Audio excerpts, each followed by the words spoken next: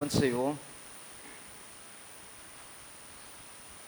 2000 ஆண்டுகளுக்கு முன்பாக மரித்து உயிர்த்தெழுந்து சீசர்கள் மத்தியில் வெளிப்படுத்தின எங்கள் ஜீவனுள்ள தேவனே, அதை நினைவு கூர்ந்து நாங்கள் ஆராதிக்கும்படியாகவும் உடைய நாமத்தை மகிமைப்படுத்தும்படியாகவும் உடைய ஜீவ வசனத்தை நாங்கள் கேட்கும்படியாகவும் உடைய சரீரத்தை இரத்தத்தை நாங்கள் உட்கொள்ளும்படியாக இந்த ஆராதனையிலே கலந்து கொள்ள கர்த்தர் எங்களை அழைத்து வந்து உன்னதமான கிருபைக்காக உமக்கு ஸ்தோத்திரம்.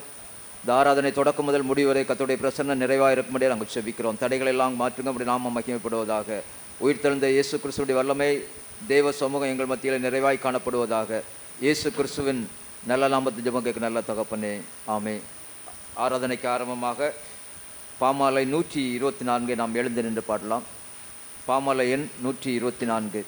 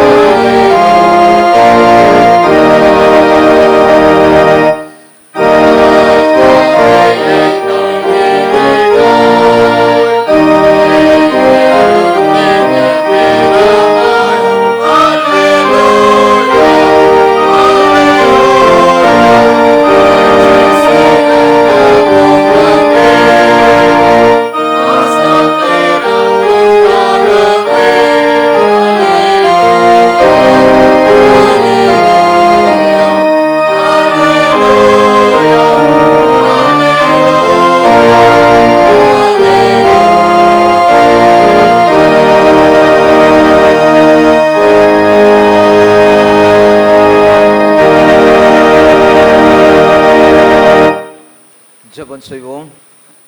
எல்லா இருதயங்களையும் எல்லா விருப்பங்களையும் எல்லா ரகசியங்களையும் அறிந்திருக்கிற சர்வ கடவுளே, நாங்கள் தேவரிடத்தில் பரிபூர்ணமாய் அன்புகிறோம். உமது பரிசுத்த நாமத்தை உத்தமமாய் மகிமைப்படுத்தும். உமது பரிசுத்தாவின் ஏவுதலால் எங்கள் இருதயத்தை சிந்தனைகளை சுத்தம் பண்ண எங்கள் கர்த்தராகிய கிறிஸ்து மூலம் வேண்டிக் கொள்கிறோம். ஆமேன். இணைந்து செல்வோம்.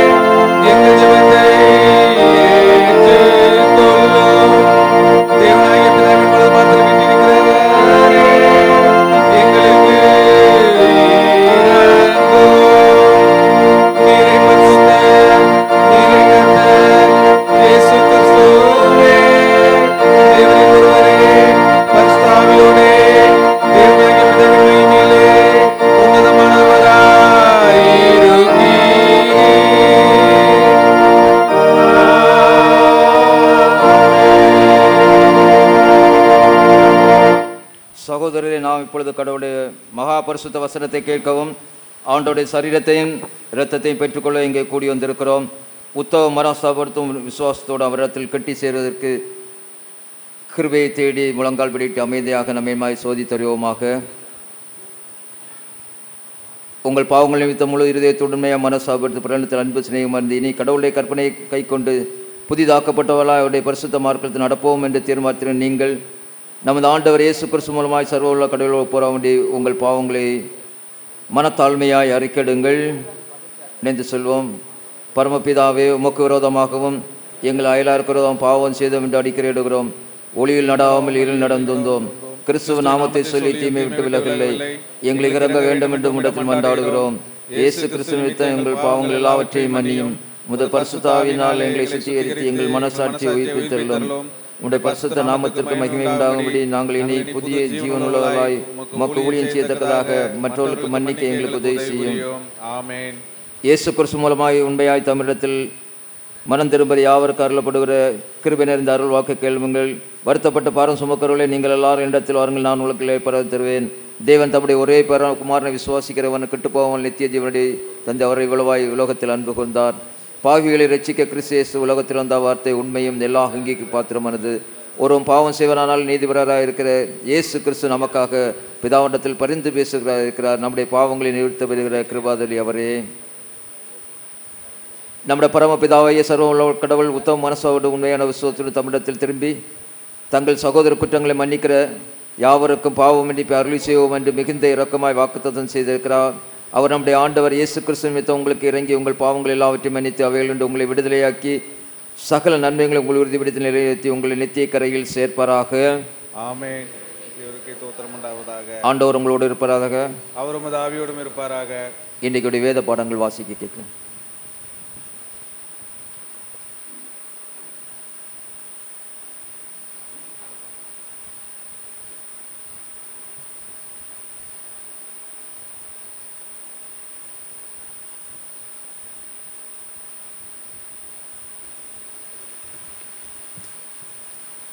வாசிக்க வேண்டிய முதலாம் வேத பாடம் எசேக்கியேல் தீர்க்கதரிசியின் புஸ்தகம் 37ஆம் அதிகாரம் வசனங்கள் 1 முதல் 14 வரை.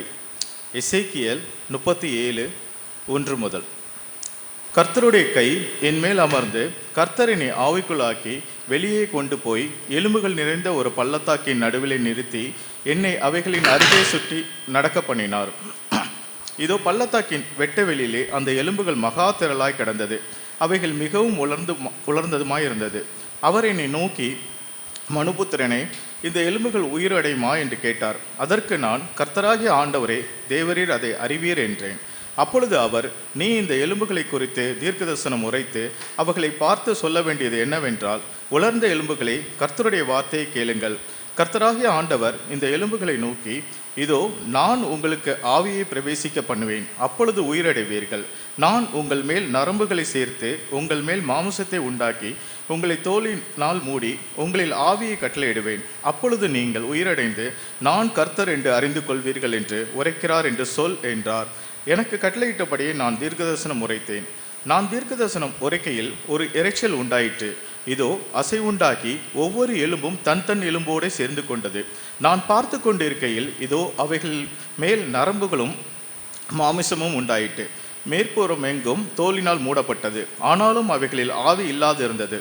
அப்பொழுது அவர் என்னை பார்த்து, நீ ஆவியை நோக்கி தீர்க்கதரிசனம் உரை. மனுபுத்திரனே, நீ தீர்க்கதரிசனம் உரைத்து ஆவியை நோக்கி, கர்த்தராகிய ஆண்டவர் உரைக்கிறது என்னவென்றால், ஆவியே, நீ காற்று திசை நான்கிலுமிருந்து வந்து கொலையுண்ட இவர்கள் உயிரடையும்படிக்கு இவர்கள் மேல் ஊது என்கிறார் என்று சொல் என்றார். எனக்கு கற்பித்தபடியே நான் தீர்க்கதரிசனம் உரைத்தேன். அப்பொழுது ஆவி அவர்களுக்குள்ளே பிரவேசிக்க அவர்கள் உயிரடைந்து காலூன்றி மகா பெரிய சேனையாய் நின்றார்கள். அப்பொழுது அவர் என்னை நோக்கி, மனுபுத்திரனே, இந்த எலும்புகள் இஸ்ரவேல் வம்சத்தார் அனைவருமே. இதோ அவர்கள், எங்கள் எலும்புகள் உறைந்து போயிற்று, எங்கள் நம்பிக்கை அற்று போயிட்டு நாங்கள் அறுப்புண்டு போகிறோம் என்கிறார்கள். ஆகையால் நீ தீர்க்கதரிசனம் உரைத்து அவர்களோட சொல்ல வேண்டியது என்னவென்றால், கர்த்தராகிய ஆண்டவர் உரைக்கிறார், இதோ என் ஜனங்களே, நான் உங்கள் பிரேத குழிகளை திறந்து உங்களை உங்கள் பிரேத குழிகளிலிருந்து வெளிப்படவும் உங்களை இஸ்ரவேல் தேசத்துக்கு வர பண்ணுவேன். என் ஜனங்களே, நான் உங்கள் பிரேத குழிகளை திறந்து உங்களை உங்கள் பிரேத குழிகளிலிருந்து வெளிப்படம் பண்ணும்போது நான் கர்த்தர் என்று அறிந்து கொள்வீர்கள். என் ஆவியை உங்களுக்குள் வைப்பேன், நீங்கள் உயிரடைவீர்கள். நான் உங்களை உங்கள் தேசத்தில் வைப்பேன், அப்பொழுது நான் கர்த்தர் என்று அறிந்து கொள்வீர்கள். இதை சொன்னேன், இதை செய்வேன் என்று கர்த்தர் உரைக்கிறார் என்று சொல் என்றார் என்பதே. வாசிக்க வேண்டிய முதலாம் வேத பாடம் வாசித்தாயிற்று.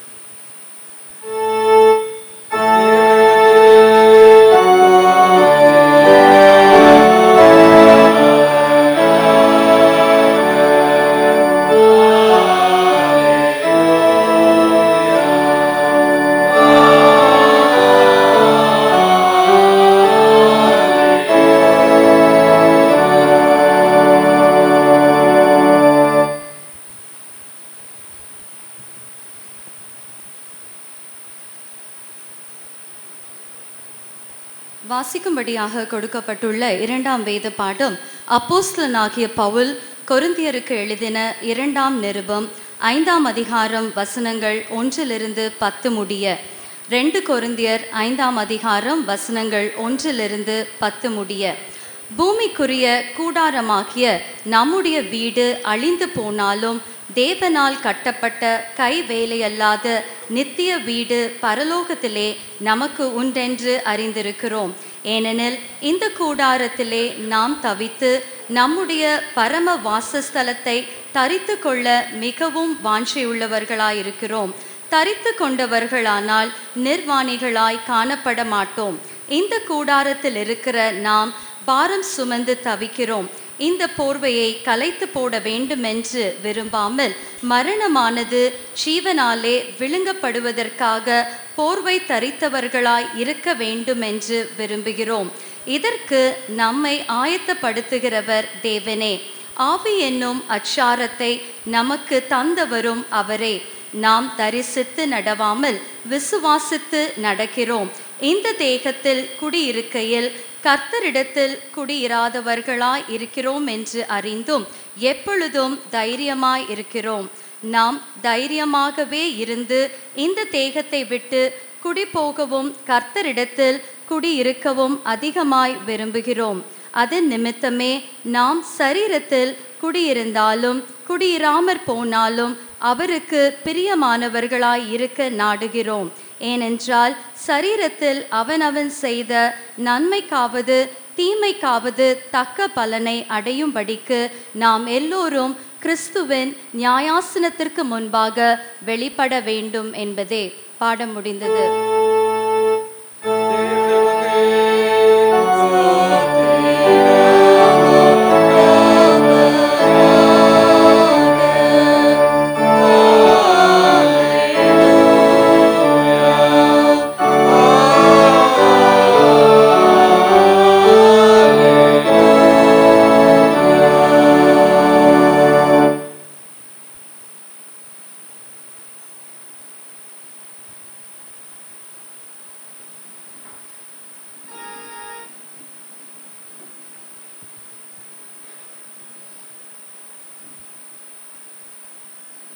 மாறி மாறி வாசிக்கபடியான சங்கீதம் 49.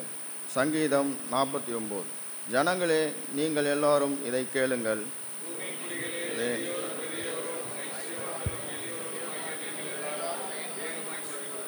என் வாய் ஞானத்தை பேசும், என் இருதயம் உணர்வை தியானிக்கும்.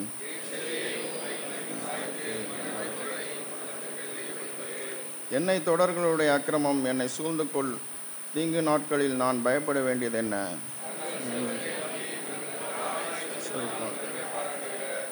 ஒருவனது தனது சகோதரன் அழிவை காணாமல் இனி என்றைக்கும் உயிரோடு இருக்கும்படி அவன் நிமித்தம் மீட்கொள்ளும் தேவனுக்கு கொடுக்கிறார். அவர்கள் ஆத்ம மீட்பு மிகவும் அருமையாக இருக்கிறது, அது ஒரு போதும் முடியாது.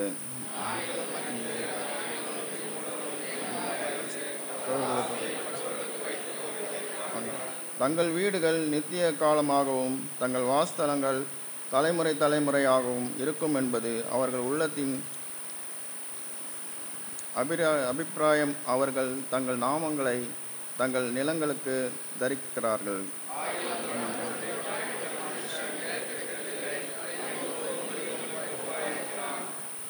இதுதான் அவர்கள் வழி, இதுதான் அவர்கள் பைத்தியம். ஆகிலும் அவர்கள் சந்தியார், அவர்கள் கொலை மேய்ச்சி கொள்கிறார்கள்.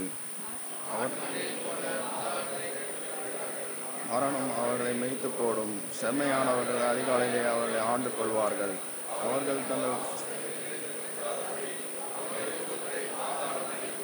ஆனாலும் தேவன் என் ஆத்மாவை பாதாளத்தின் வல்லமைக்கு தப்புவித்து மீட்பார். அவர் என்னை ஏற்றுக்கொள்வார்.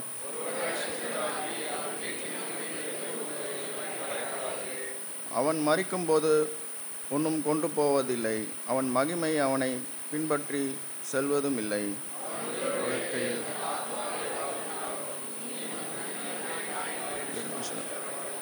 அவன் என்றைக்கும் வெளிச்சத்தை காணாத தன் பிதாக்களின் சந்ததியை சேருவான்.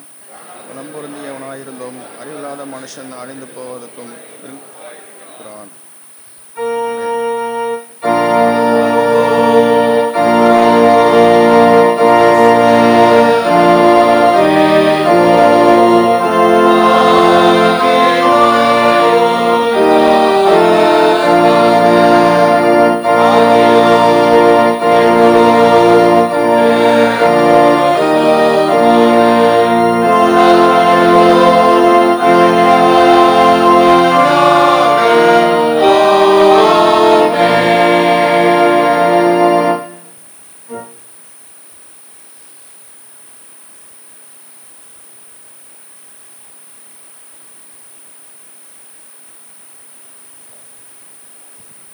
இன்று வாசிக்க தேர்ந்தெடுக்கப்பட்ட சுசேஷ பாடம் பரிசுத்த யோவான் எழுதின சுசேஷம் 20ஆம் அதிகாரம் வசனங்கள் 1 முதல் 18 வரை. யோவான் 20ஆம் அதிகாரம் வசனங்கள் 1 முதல். வாரத்தின் முதல் நாள் காலையில் அதிக இருட்டோடே மகதலேனா மரியாள் கல்லறையினிடத்திற்கு வந்து கல்லறையை அடைத்திருந்த கல் எடுத்து போட்டிருக்க கண்டாள். உடனே அவள் ஓடி சீமோன் பேதுருவிடத்திலும் இயேசுவுக்கு அன்பாயிருந்த மற்ற சிஷ்யனிடத்திலும் போய், கர்த்தரை கல்லறையினிடந்து எடுத்துக்கொண்டு போய்விட்டார்கள், அவரை வைத்த இடம் எங்களுக்கு தெரியவில்லை என்றாள். அப்பொழுது பேதுருவும் மற்ற சிஷ்யனும் கல்லறையினிடத்திற்கு போகும்படி புறப்பட்டு இருவரும் ஒருமித்து ஓடினார்கள். பேதுருவை பார்க்கிலும் மற்ற சிஷ்யன் துரிதமாய் ஓடி முந்தி கல்லறையினிடத்திற்கு வந்து அதற்குள்ளே குனிந்து பார்த்து சீலைகள் கிடைக்கிறதை கண்டான். ஆனாலும் அவன் உள்ளே போகவில்லை. சீமோன் பேதுரு அவனுக்கு பின்னே வந்து கல்லறைக்குள்ளே பிரவேசித்து சீலைகள் கிடைக்கிறதையும் அவருடைய தலையில் சுற்றி இந்த சீலை மற்ற சீலையிலோடே வைத்திராமல் தனியை ஒரு இடத்திலே சுருட்டி வைத்திருக்கிறதையும் கண்டான். முந்தி கல்லறையிடத்திற்கு வந்த மற்ற சிஷ்யனும் அப்பொழுது உள்ளே பிரவேசித்து கண்டு விசுவாசித்தான். அவர் மரித்தோரிலிருந்து எழுந்திருக்க வேண்டும் என்கிற வேத வாக்கியத்தை அவர்கள் இன்னும் அறியாதிருந்தார்கள். பின்பு அந்த சீஷர்கள் தங்களுடைய இடத்திற்கு திரும்பி போனார்கள். மரியாள் கல்லறையின் அருகே வெளியே நின்று அழுது கொண்டிருந்தாள். அப்பொழுது அழுது கொண்டிருக்கையில் அவள் குனிந்து கல்லறைக்குள்ளே பார்த்து, இயேசுவின் சரீரம் வைக்கப்பட்டிருந்த இடத்திலே வெள்ளுடை தரித்தவர்களாய் 2 தூதர்கள் தலைமாட்டில் ஒருவனும் கால் மாட்டில் ஒருவனுமாக உட்கார்ந்திருக்கதை கண்டாள். அவர்கள் அவளை நோக்கி, ஸ்திரீயே, ஏன் அழுகிறாய் என்றார்கள். அதற்கு அவள், என் ஆண்டவரை எடுத்துக்கொண்டு போய்விட்டார்கள், அவரை வைத்த இடம் எனக்கு தெரியவில்லை என்றாள். இவைகளை சொல்லி பின்னாக திரும்பி இயேசு நிற்கிறதை கண்டாள். ஆனாலும் அவரை இயேசு என்று அறியாதிருந்தாள். இயேசு அவளை பார்த்து, ஸ்திரீயே, ஏன் அழுகிறாய்? யாரை தேடுகிறாய் என்றாள். அவள் அவரை தோட்டக்காரன் என்று எண்ணி, ஐயா, நீர் அவரை எடுத்துக்கொண்டு போனதுண்டானால் அவரை வைத்த இடத்தை எனக்கு சொல்லும், நான் போய் அவரை எடுத்துக்கொள்ளுவேன் என்றாள். இயேசு அவளை நோக்கி, மரியாளே என்றார். அவள் திரும்பி பார்த்து ரபூனி என்றாள். அதற்கு போதகரே என்று அர்த்தமாம். இயேசு அவளை நோக்கி, என்னை தொடாதே, நான் இன்னும் என் பிதாவினிடத்திற்கு ஏறி போகவில்லை. நீ என் சகோதரரிடத்திற்கு போய், நான் என் பிதாவினிடத்திற்கும் உங்கள் பிதாவினிடத்திற்கும் என் தேவனிடத்திற்கும் உங்கள் தேவனிடத்திற்கும் ஏறி போகிறேன் என்று அவர்களுக்கு சொல்லு என்றார். மகதலேனா மரியாள் போய் தான் கர்த்தரை கண்டதையும் அவர் தன்னுடைய சொன்னவைகளையும் சீஷருக்கு அறிவித்தாள் என்பதே சுவிசேஷ பாடம் வாசித்து முடிந்தாயிற்று.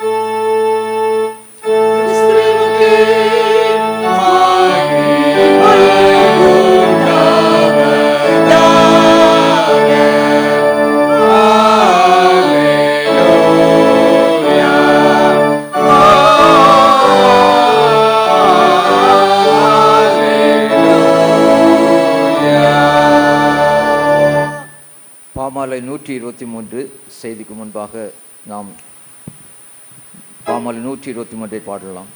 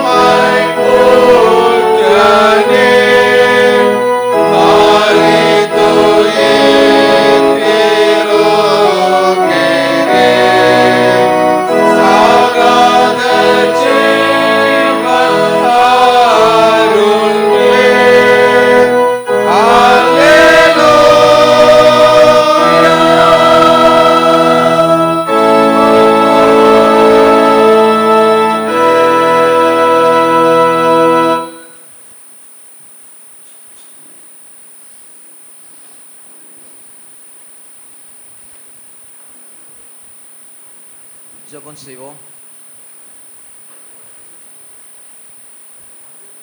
எங்களை அளவு கடந்து நேசிக்கின்ற அன்பும் இரக்கமும் கிருபை நிறைந்த பரிசுத்தம் உள்ள பரலோக தகப்பனே, எங்களுக்காக மரித்து உயிர் தெழுந்து எங்கள் மத்தியிலே அசைவாடி கொண்டிருக்கிற பரிசுத்த ஆவியானவரே, கர்த்தருடைய வார்த்தையை நாங்கள் தியானிக்கும் போது நீர் எங்களை மறைத்து, அடியனை மறைத்து நீர் வெளிப்பட நாங்கள் செபிக்கிறோம். இயேசு கிறிஸ்துவின் இனிய நாமத்தை ஜெபம் கேட்க நல்ல தகப்பனே, ஆமென். ஆண்டவராய் இயேசு கிறிஸ்துவின் இனிய நாமத்திலே அனைவருக்கும் ஈஸ்டர் வாழ்த்துக்கள். யோவான் 20ஆம் அதிகாரம் 9வது வசனத்தை யார் அவர் வாசிக்கலாம்?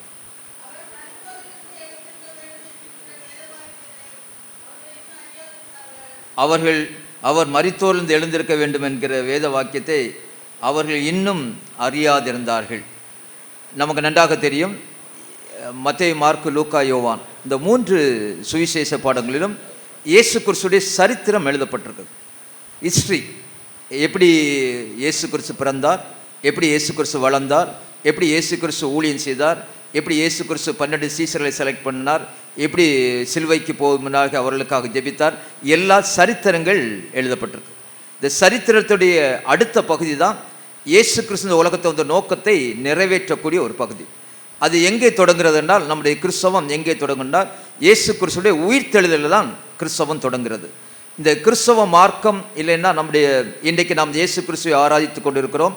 கிட்டத்தட்ட ஒரு 250 கோடி கிறிஸ்தவர்கள் உலகெங்கிலும் இன்றைக்கி இந்த உயிர்த்தெழுதலை ஆராதித்து கொண்டிருக்கிறார்கள்.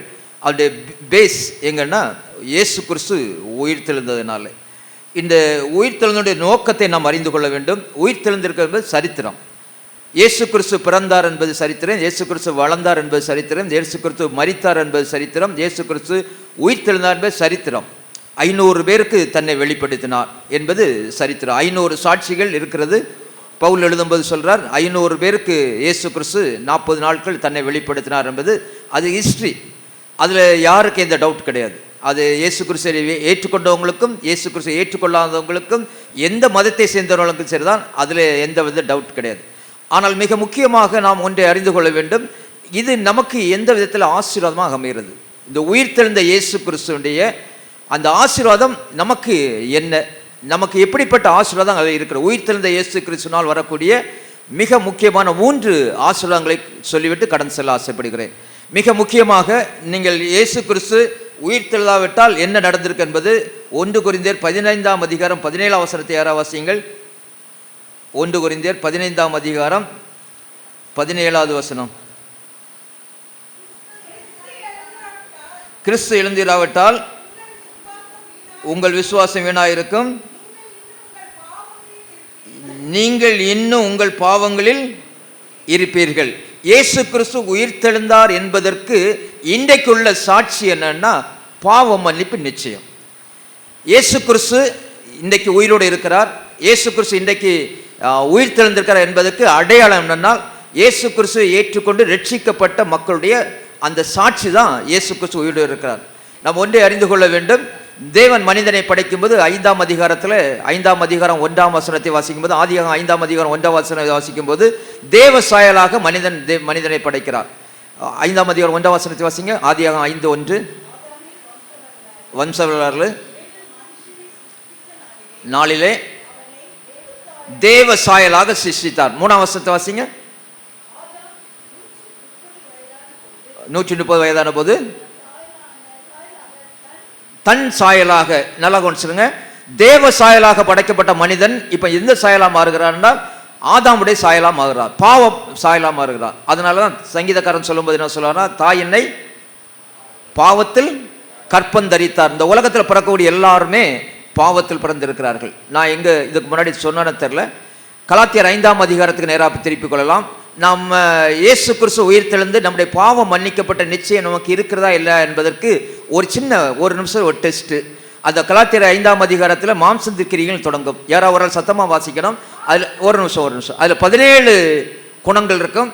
அதில் ஏதாவது ஒரு குணம் உங்கள்கிட்ட இருந்தாலும் நீங்கள் 1 மார்க் நீங்கள் போட்டுக்கலாம், இல்லைன்னா 0 மார்க். 17ல் நீங்கள் எத்தனை மார்க் வாங்க போறீங்கன்னு காலையில் ஒரு சின்ன டெஸ்ட்டு. வாசிக்கும்போது வாசிக்கிறவங்களுக்கு சேர்த்து தான், அதை சத்தமாக வாசிக்கணும், ஒவ்வொன்றா தனித்தனியாக வாசிக்கணும். வாசிங்க. மாம்சத்திற்கிரிகள் வெளியரங்கமாக இருக்கின்றன. விபச்சாரம், வேசித்தனம், அசுத்தம், காமவிகாரம், விக்கிரக ஆராதனை, பில்லி சுனியங்கள். போதும். இதுலேருந்து கொஞ்சம் ஸ்லோவாக வாசிங்க. இதில் இதுவரை உங்கள்கிட்ட சீரோ திரும்பிங்க நம்புகிறேன். இப்போ தான் மார்க் போட போகிறீங்க. அடுத்த 1 இருந்தால் 1 மார்க்கு. 2 செத்தாலும் அந்த வீட்டுக்கு போக மாட்டேன் அப்படின்னு சொல்ல வைராக்கியம், கோபம், சண்டைகள், பிரிவினைகள், மார்க்க பேதங்கள், பொறாமைகள், கொலைகள், வெறிகள், களியாட்டுகள். அதில் போட்டு கடைசி அந்த வசனம் எப்படி முடியுதுன்னு பாருங்க. இப்படிப்பட்ட செய்கிறவர்கள் தேவனுடைய ராஜ்யத்தில், நல்லா கொஞ்சிருங்க. இதில் ஒரு மார்க் எடுத்தாலும் மோட்சம் இல்லைன்னு இருக்கு. 0 எடுத்தால் நீட்டுக்கு 170க்கு 720க்கு 120 எடுத்தால் 117 நினைக்கிறேன் எடுத்தால் நீங்கள் எம்பிபிஎஸ் படிக்கலாம். பிஜி படிக்கணும்னா 0 எடுத்தாலும் எம்பிபிஎஸ் பிஜி படிக்கலாம். ஆனால் இங்கே வேதம் தெளிவாக சொல்லப்பட்டிருக்குது, இப்படிப்பட்டவர்கள் செய்கிறவர்கள் நீங்கள் வேதத்தை மாற்றவே முடியாது. ஒன்ஸ் எழுதுனாதான் அதுக்கு என்ன கிடையாது, நோ என்ன சொல்கிறது, மாற்றமே கிடையாது. இந்த இப்படிப்பட்ட 17 குணங்கள் தான் மனுஷன்ட்டு இருக்குது. கொஞ்சம் உட்காந்து யோசிச்சான்னா இதில் எப்படி நீங்கள் உங்கள் மார்க் எப்படின்னு எனக்கு தெரில. இங்கே வர முன்னாடி சிலவங்க கோவப்பட்டு வந்திருப்பாங்க, இங்கே வந்த பிறகு சிலவங்க பொறாமப்பட்டிருப்பாங்க, இதெல்லாம் இருக்கும். ஆனால் இப்படிப்பட்ட குணமுடைய ஒரு மனிதனை மாற்றுகிறது தான் உயிர்த்தெழுந்த இயேசு கிறிஸ்துடைய வல்லமை. நம்முடைய மனுஷனுடைய குணம் இதே தான். மனுஷன்னா யாருன்னா இதான், இது எல்லாத்தையும் இருக்கும். இது எப்போ எதுவரை இருக்குன்னா சாகிற வரைக்கும் இருக்கும்.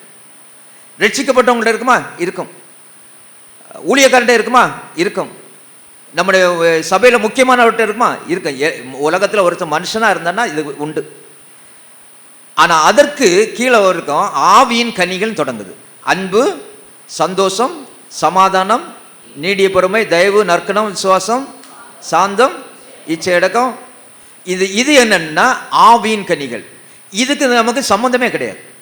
இந்த மனுஷனுக்கும் இதுக்கும் சம்பந்தமே கிடையாது. ஆனால் இந்த சாயலை தான் நம்ம படைக்கப்பட்டோம். தேவ சாயல் என்பது ஆவியின் கனிகள், மனித சாயல் என்பது ஆதாமின் சாயல் என்பது 17 குணங்கள். இந்த 17 குணங்கள்லேருந்து நம்முடைய விடுதலையாக்கி இந்த 9 ஆவிக்குரிய கனிகள் தருவதற்கு தான் இயேசு கிறிஸ்து உயிர்த்தெழுந்தார். இயேசு கிறிஸ்து உலகத்தை வந்த ஒரே ஒரு நோக்கம் என்னன்னா, இழந்து போனதை தேடவும் ரட்சிக்கவே மனிதகுமாரன் உலகத்திற்கு வந்திருக்கிறார். பாவிகளை ரட்சிக்க இயேசு கிறிஸ்து உலகத்தில் வந்தார் என்ற வார்த்தை எல்லா அங்கீகரிப்பு பாத்திரமானது. இயேசு கிறிஸ்து ரத்தம் சகல பாவங்களின் கழிவு நம்மை சுத்திகரிக்கிறது. நாம் பெங்களூரில் ஒரு யூத் மீட்டிங் பேசும்போது தம்பிமாட்ட கேட்டேன், தம்பி நீங்கள் எதுக்கு சர்ச்சு போகிறீங்கன்னு. அப்போ ஒரு தம்பி பலது சொன்னாங்க. ஒருத்தன் கரெக்டாக எழுப்பி சொன்னான், அவன் ஆசிரியத்தில் உள்ளவன். யோசேப்பு எங்கள் அப்பா, என் பேர் ஜான். யோசேப்புடைய மகனாகிய ஜான் சர்ச்சைக்கு போகாமல் அல்லாஹ் கோயில் போக முடியும் கேட்டான். எங்கே போக முடியாது? வேற எங்கேயும் முடியாது. இன்னொரு தம்பி தெளிவாக சொன்னான், அவன் சவுத்தில் உள்ளவன் தான். எங்கள் தாத்தா சொல்லியிருக்காரு, எதுக்கு சர்ச்சை போனோன்னா, நல்ல ஒரு மனைவி, 2 பிள்ளைகள், 3 பெட்ரூம் உள்ள வீடு, 4 சக்கர வாகனம், 5 சீரப்பட்ட சம்பளம் கிடைக்கணும்னா சர்ச்சை போனோம். ஒரு மனைவி, 2 பிள்ளைகள், 3 பெட்ரூம் உள்ள வீடு, 4 சக்கர வாகனம், அடுத்த என்னது 5 சீரப்பட்ட சம்பளம். 5 சீரப்பட்ட சம்பளம்னா எவ்வளவு? 5 சீரப்பட்ட சம்பளம்னா 1 லட்சம் ரூபாய். நான் இது கேட்டு ஒரு 10 வருஷம் முன்னாடி அந்த தம்பி. இது கிடைக்கணும்னா எங்கே போனோம்? சர்ச்சை போனோம். யார் சொல்லியிருக்காங்க?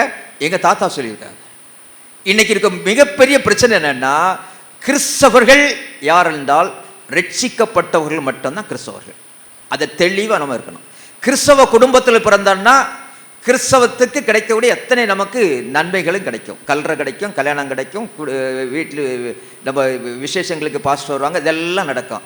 ஆனால் மோட்சம் போக வேண்டும் என்றால் இயேசு கிறிஸ்து தெளிவாக சொல்லப்பட்டுக்கிறார் என்னன்னா, இழந்து போனதை தேட வந்திருக்கிறார். இந்த நாட்களில் அவன் ஒன்றை புரிந்து கொள்ள வேண்டும். இந்த தலைமுறை ஒன்றை புரிந்து கொள்ள வேண்டும். ரட்சிப்பின் அனுபவம் இல்லாமல் தேவனுடைய ஆசீர்வாதத்தை பெற்றுக்கொள்ளவே முடியாது.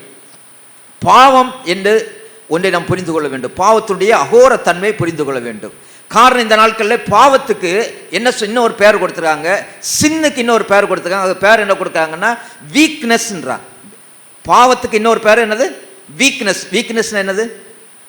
பலவீனம். நான் அம்பத்தூர் சபையில் பால் சுதாரையாக இருக்கும்போது அவங்க கூட ஒரு 5 வருஷம் அவங்க கூட இந்த கம்யூனியன் சர்வீஸ் இதெல்லாம் ஹெல்ப் பண்ணேன். அம்பத்தூர் சபை உங்களுக்கு தெரியும், மிக பிரம்மாண்டமான சர்ச்சை. ஒரு 8 கோடி ரூபாயில் சென்ட்ரலைஸ் ஏசி, ஒரு 1400 மெம்பர்ஸ் இருக்காங்க, ஒரு 400 வாலிபர் இருப்பாங்க. ஒரு 10 வருஷத்துக்கு முன்னாடி நான் இருக்கேன் அங்கே.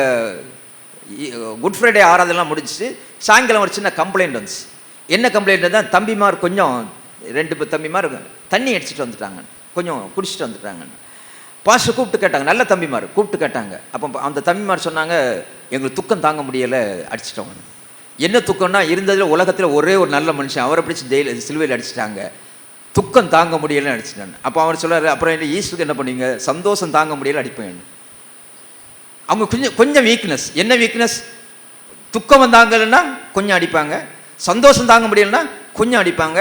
இது எல்லாரும் அடிக்கக்கூடியது தானே, இன்னைக்கு எல்லாரும் செய்யக்கூடியது தானே, உலகம் செய்யக்கூடியது தானே. ஈஸியாக ரோட்டு பக்கத்தில் இதுக்குன்னே கடைகளை வச்சுருக்காங்க. ஒன்றை நான் தெளிவாக புரிந்து கொள்ள வேண்டும், அதிலிருந்து பிரித்தெடுக்குவதற்காக தான் இயேசு கிறிஸ்து உலகத்திலிருந்து ஜீவனை கொடுத்தார். நம்மளை அம்பானியால் ஆக்குவதற்காகவோ கோடீஸ்வரங்கள் ஆக்குவதற்காக அல்ல.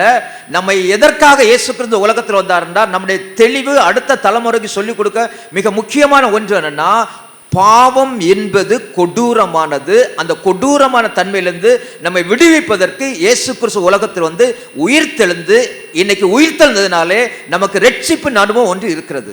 ரட்சிக்கப்பட்டவர்கள் மட்டும்தான் பாக்கியவான்கள். ஏசாயா 59 அதிகாரம் 2 வசனம் சொல்லப்பட்டிருக்குது, உங்களுடைய பாவங்களும் உங்களுடைய அக்கிரமங்களும் அவர்களுக்கு செவி கொடுக்காத முகத்தை மறைக்கிறது இருக்கு. தேவ சமூகத்தில் வரும்போது பாவத்துடைய கொடுமைத்தன்மை புரிந்து கொள்ள வேண்டும். இந்த ஈஸ்டர்ல இயேசு கிறிஸ்து சிலுவைக்கு போனதுக்கு முன்பாக அந்த சிலுவையோட கொடுமைத்தன்மை என்னன்னா, பாவம் எவ்வளவு கொடூரமானது சிலுவை பார்த்தா தெரியும். கொஞ்சம் யோசிச்சு பாருங்க. பல நேரங்களில் நம்ம என்ன நினைக்கிறோன்னா, கடவுளுக்கு காணிக்கை கொடுக்குறோம், ஜோம் பண்ணுறோம், ஆலயத்தில் முக்கிய நபராக இருக்கிறோம், நம்ம ஊழியத்தில் இருக்கிறோம், ஏசப்பா நம்ம ஜெபத்தை கேட்பாருன்னு நல்லா ஒன்று எழுதி வச்சுருங்க. பாவம் தான்.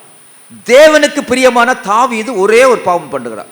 தேவனால் அபிஷேகம் பண்ணப்பட்டவன், தேவனால் தெரிந்து கொள்ளப்பட்டவன், ஆடுகளுக்கு பின்னாகி போயிருந்த தாவீதை தேவன் ராஜாவாக மாற்றுகிறார்.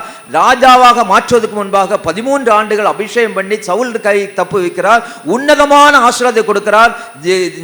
என்ன சொல்றதுன்னா, மிகப்பெரிய ஆசீர்வாதத்தை கொடுக்கிறார். ஒரே ஒரு பாவம் செய்கிறார். நீங்க 2 சாமுவேல் 12 அதிகாரம் 11 அதிகாரம் தொடங்கும். 11, 12, 13, 14, 15 வீட்டை போய் வாசிங்க. மிக முக்கியமான ஒரே ஒரு பாவம் செய்வான். நாத்தானோன்னு சொல்லும்போது தாவீதே சொல்வாரு, இந்த பாவம் செய்வதற்கு எத்தனை தண்டனை கிடைக்கணும்? 4 தண்டனையா கிடைக்கணும் பாரு. யார் சொல்றார்? தாவீதே சொல்வார். இப்படிப்பட்ட ஒரு கொடூரமான பாவத்தை செய்தவனுக்கு தண்டனை என்ன கொடுக்கணும்? 4 தண்டனை இருக்கு. 4 தண்டனையை தேவன் எண்ணி 1/1 ஒன்னா கொடுத்தார். முதல் தண்டனை, தன்னுடைய மகன் பிறந்து 7 நாள் ராஜா தரையில உருண்டு உருண்டு உருண்டு உருண்டு உபவாசம் 168 மணி நேரம் ஒரு ராஜா தரையில உருண்டு ஜெபம் பண்ணுகிறார். பதில் வரவில்லை. குழந்தை இறந்து போகிறது. முதல் தண்டனை. இது எங்க வீட்டில் நடக்குது தெரியுமா? அபிஷேகம் பண்ணப்பட்ட வீட்டில் நடக்கு. எங்க தெரியுமா? தேவனால் தெரிந்து கொள்ளப்பட்ட வீடு. தேவன் இருதயத்துக்கு மிகவும் பிரியமான தாவீது. அவன் குடும்பத்துல பாவத்துடைய விளைவு என்னன்னா, முதல் மரணம். 2வது, அதுக்கு அடுத்த கொடுமை என்னன்னா, தன்னுடைய மகன் தன்னுடைய மகளை கற்பழிக்கிறான். அம்மோன் தாமாரை கற்பழிக்கிறான். எந்த குடும்பத்துல?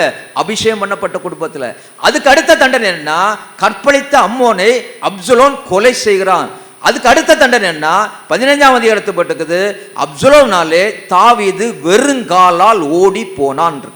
4 விதமான கொடூரமான தண்டனை யாரு கிடைக்குன்னா, அபிஷேகம் பண்ண வீட்டில்.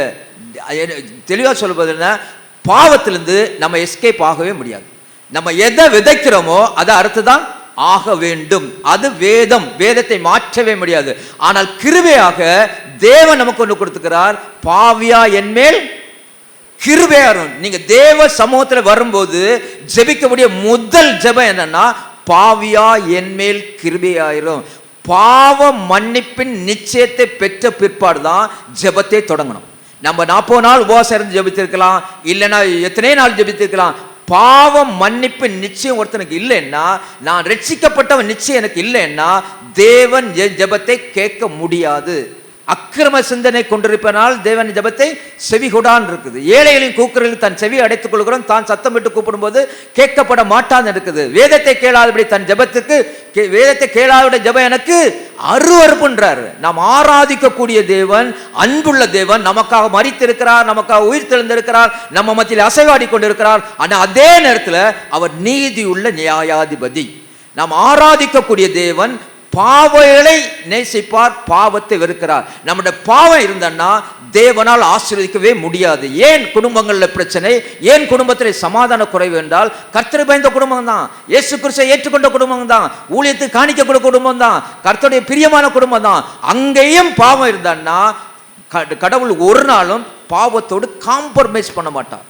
நம்ம எவ்வளோ பெரிய மனிதனாக இருந்தாலும், எவ்வளோ பெரிய ஊழியக்காரனாக இருந்தாலும் தான் ஒன்றை தெளிவாக எடுத்துக்கொள்ள வேண்டும். பாவம் என்பது தேவனுக்கு விரோதமானது. மிஸ்ஸிங் த மார்க் வாங்க. ஒரு லைன் போட்டிருப்பாங்க, அந்த லைனை நீங்கள் அந்த லைனை நீங்கள் தாண்டக்கூடாது, அவ்வளோதான். இந்த உலகத்தில் மனிதன் எப்படி வாழ வேண்டும் என்பது 613 கட்டளையை கொடுத்து இந்த வேதத்தை நம்ம கையில் கொடுத்துருக்காரு. இன்னைக்கும் யூதர்கள் 613 கட்டளை பின்பற்றுறாங்க. நமக்கு 2 கட்டளை மாற்றிட்டாங்க.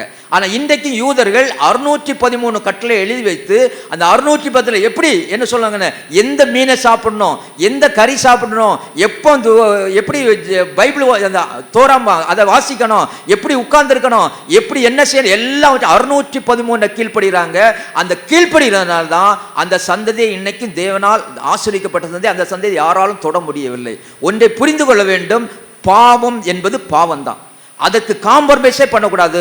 ஒன்று நாம் அறிந்து கொள்ள வேண்டும், அப்படிப்பட்ட கொடுமையான பாவத்திலிருந்து கர்த்தர் நம்மை விடுதலை தருகிறார். அதுதான் உலகத்திற்கு மிகப்பெரிய ஆசீர்வாதம். இந்த உலகத்தில் பாவம் மன்னிப்பின் நிச்சயம் நம்முடைய பிள்ளைகளுக்கு இருக்குன்னா அதே போல ஆசீர்வாதம் இந்த உலகத்தில் வர கிடையாது. 10 வயசுலேருந்து 17 வயசுக்குள்ள உங்க பிள்ளைகள் கர்த்தர் பயந்த பிள்ளைகளா மாறிட்டாங்கன்னா 17 வயசுலேருந்து இந்த உலகத்தில் எத்தனை வருஷம் இருந்தாலுமே அந்த பிள்ளைகள் அவர்களுக்கும் ஆசீர்வாதமா இருப்பாங்க, உலகத்துக்கும் ஆசீர்வாதம் இருப்பாங்க.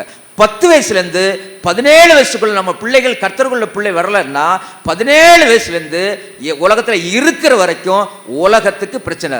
வேதம் சொல்கிறது, ஒரு துன்மார்க்கன் அநேக நன்மைகளை கெடுப்பான்.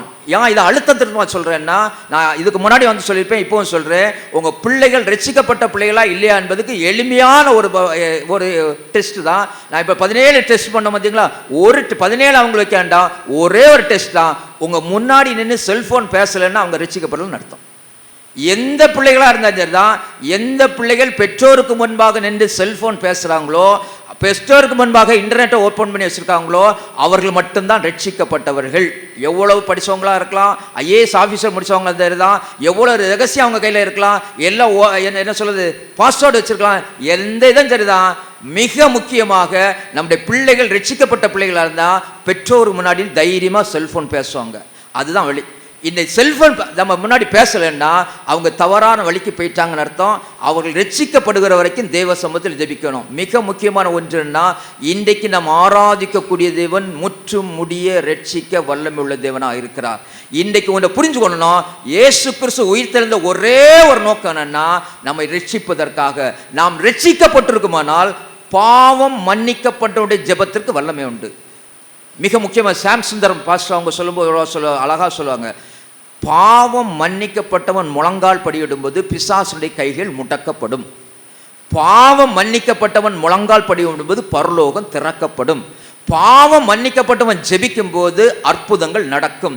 அது பட்சபாதம் இல்லாத தேவன். நமக்கு மிக முக்கியமான ஒன்றை நான் அறிந்து கொள்ள வேண்டும். நான் அடிக்கடி சொல்லக்கூடியது என்னன்னா, நம்ம பல நேரங்களில் என்ன சொல்லணும்னா, பெரிய ஊழியக்காரங்க சின்ன ஊழியக்காரங்க அவங்க பெரிய ஊழியக்காரன் ஜெபம் பண்ணானா காணிக்க கொடுத்தானா ஏற்றுக்கொள்வாங்க. எனக்கு ஒரு சின்ன டவுட்டு, பெரிய ஊழியக்காரங்க எந்த ஏசப்பாட்ட ஜெபம் பண்ணுவாங்க? எத்தனை ஏசப்பா? 1 2? 1. நம்ம ஒரு ஏசப்பாட்ட ஜெபம் பண்ணோம், அவங்க எந்த ஏசப்பாட்ட ஜெபம் பண்ணுவாங்க? நான் இயேசு உழைக்கிறாள் ஒரு 3 வருஷம் இருந்தேன். நான் ஃபைனான்ஸ் டிபார்ட்மெண்ட்டில் டிஜிஎஸ்ஸோட பர்சனல் அக்கௌண்ட்டாக இருந்தேன் 90 to 93. அப்போ வேடிக்கையான சம்பவங்கள் நடக்கும். ஒரு முறை இந்த மார்ச் ஏப்ரல்னா லெட்ரு ஜாஸ்தியாக வரும். அப்போ தான் நம்ம பசங்க என்ன எக்ஸாம் எழுதுவாங்க, பண்டிலாக வரும். அதுக்கு லெட்டர் செக்ஷனில் ஒரு 200 பேர் இருப்பாங்க. அடிஷ்னல் ரொம்ப வரனால என்ன பண்ணுவாங்களா, எங்களுக்கும் கொஞ்சம் கொடுப்பாங்க. ஃபைனான்ஸ் டிபார்ட்மெண்ட்வங்களும் ஒரு 200 லெட்டர் மார்க் பண்ணிட்டு போவாங்க. மார்க் பண்ண அவ்வளோதான். மேக்ஸ் வரல போட்டு ஒரு நம்பர் போடணும் 101, சயின்ஸ் வரல 102, மார்க் பண்ணி நாங்கள் கொடுக்கணும். ஒரு 200 லெட்டர் மார்க் பண்ணி கொடுத்துட்டு போனோம். ஒரு முறை மார்க் பண்ணி கொடுக்கும்போது என்ன ஆச்சுன்னா, ஒரு பையன் மேக்ஸ் வரலாம் எழுதிந்தான். எங்கள் ஏசோலைக்கிற அந்த பதில் போட்டு, இந்த ஆண்டு நிச்சயமாக உனக்கு ஆண் குழந்தை பிறக்குன்னு வந்துச்சு. அவனுக்கு ஒரே சந்தோஷம், குழந்தை +2 பாஸ் ஆகாமல் இருந்தாலும் பரவாயில்ல, எனக்கு ஆண் குழந்தை பிறக்க போகுதுன்னு. ஏன் எங்கேருந்து வந்திருக்குன்னா, ஏசு உழைக்கிறார் அவர் டிஜிஎஸ் பிரதர் ஜெபம் பண்ணி அனுப்பியிருக்காருன்னு. பால்த்தினாரன் அந்த டிபார்ட்மெண்ட்டை கூப்பிட்டார். இப்போ இந்த பண்டல் லெட்டரில் யார் அனுப்பியிருக்காங்கன்னு நாங்கள் மார்க் பண்ணியிருப்பாங்க.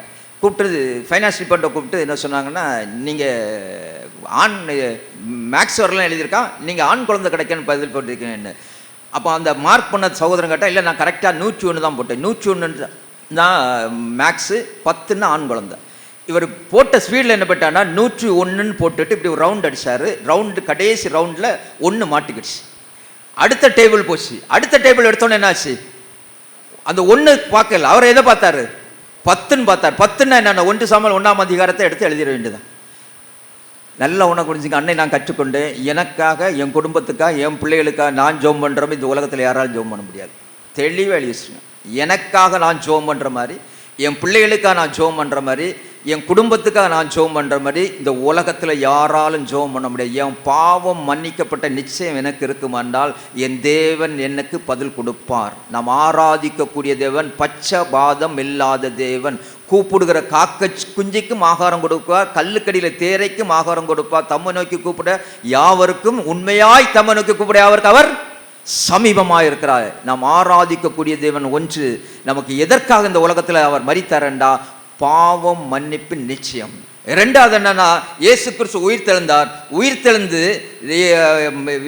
நம்முடைய சீசருடைய காட்சி கொடுக்கிறார். அந்த சீசருடைய மனநிலைமை பார்க்க போகிறோம். எப்படிப்பட்ட சீசர்களுக்கு இயேசு கிறிஸ்து தானே வெளிப்படுத்துகிறார் என்ற 22ஆம் அதிகாரம், லூக்கா 22ஆம் அதிகாரத்துக்கு நேராக திருப்பலாம்.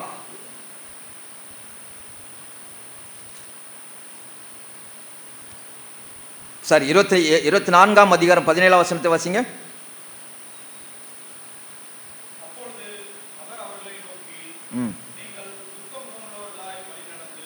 நீங்கள் துக்கமுகம் உள்ளவர்களாய். இப்ப சீசர்கள் எப்படி போறாங்க? இதுக்கு முன்னாடி ஒன்று இருக்கு. சீசர்கள் யோவான்ல வாசிக்கும் போது என்ன பண்ணாங்கன்னா, யூதருக்கு பயந்தனால என்ன பண்ணியிருந்தாங்க? எங்க உட்கார்ந்துருந்தாங்க? யூதருக்கு பயந்தனால எங்க உட்கார்ந்துருந்தாங்க? மேல் வீட்டறையில் ரூமை போட்டுட்டு உட்கார்ந்துருக்காங்க. நல்லா கவனிச்சிருங்க. யாரிடத்துல இயேசு கிறிஸ்து தன்னை வெளிப்படுத்துறாருன்னா, பயந்து உட்கார்ந்து இருக்கக்கூடிய ஜனத்தில போய் நேரா போய் நிற்கிறார். நின்றுட்டு என்ன சொல்றார்? உங்களுக்கு சமாதானம். கொஞ்சம் யோசிச்சு பாருங்களேன். இவங்க ஏற்கனவே பயந்துட்டாங்க. இப்போ டோரை தட்டி இருந்தா என்ன நடந்திருக்கும்? சீசர்கள் பயந்து உட்கார்ந்துருக்காங்க. நான் கொஞ்சம் கற்பனை பண்ணி பார்த்தேன். சீசர்கள் பயந்து உட்கார்ந்துருக்காங்க. யூதர்கள் இதோட நம்ம கதையை முடிக்க போறாங்க. இனி வெளியே நடக்க முடியாது, ஊருக்கும் திரும்பி போக முடியாது, கடைசியாக நம்மளோட வாழ்க்கை முடிய போதுன்னு உட்கார்ந்துருக்கும் போது யாராவது கதவை தட்டின்னு என்ன ஆயிருக்கும்? ஒரு பக்தன் சொல்ல அவங்களுக்கு ஹார்ட் அட்டாக் வந்திருக்கணும். அதனால தான் இயேசு கிறிஸ்து என்ன பண்ணுறாருன்னா, கதவை தட்டாம நேரம் எங்கே போய் நிற்கிறாரு? உள்ளே போய் நிற்கிறாரு. நீங்கள் ஒன்றை புரிந்து கொள்ளணும். இந்த வேதத்தை வாசிக்கும் போது நம்ம ஒன்றை புரிஞ்சுக்கணும். இங்கே சயின்ஸு லாஜிக்கு எதையுமே பார்க்கக்கூடாது. பைபிளில் லாஜிக்கே கிடையாது. கதவு தட்டாம உள்ளே போக முடியுமா? கதவை திறக்காம உள்ளே போக முடியுமா? ஒரு மாதிரி முறைச்சு பார்க்குறீங்களே. வீடு பூட்டின வீட்டுக்குள்ளே ஒரு ஆள் வர முடியுமான்னு கேட்குறேன். வர முடியுமா முடியாதா? வர முடியுமா முடியாதா? ஒன்று முடியும்னு சொல்லணும், இல்லை முடியாதுன்னு சொல்லணும்.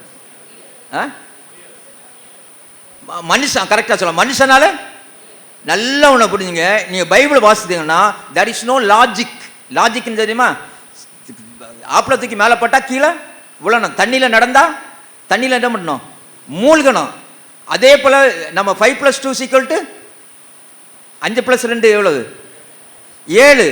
அந்த பைபிளில் வித்தியாசம். 5 மீனும் 5 அப்பம் 2 மீனும் எத்தனை? 5000. எப்படி? தண்ணியை ஊற்றினா அது என்ன மாறும்? ரசமாக மாறும். எப்படி? No logic.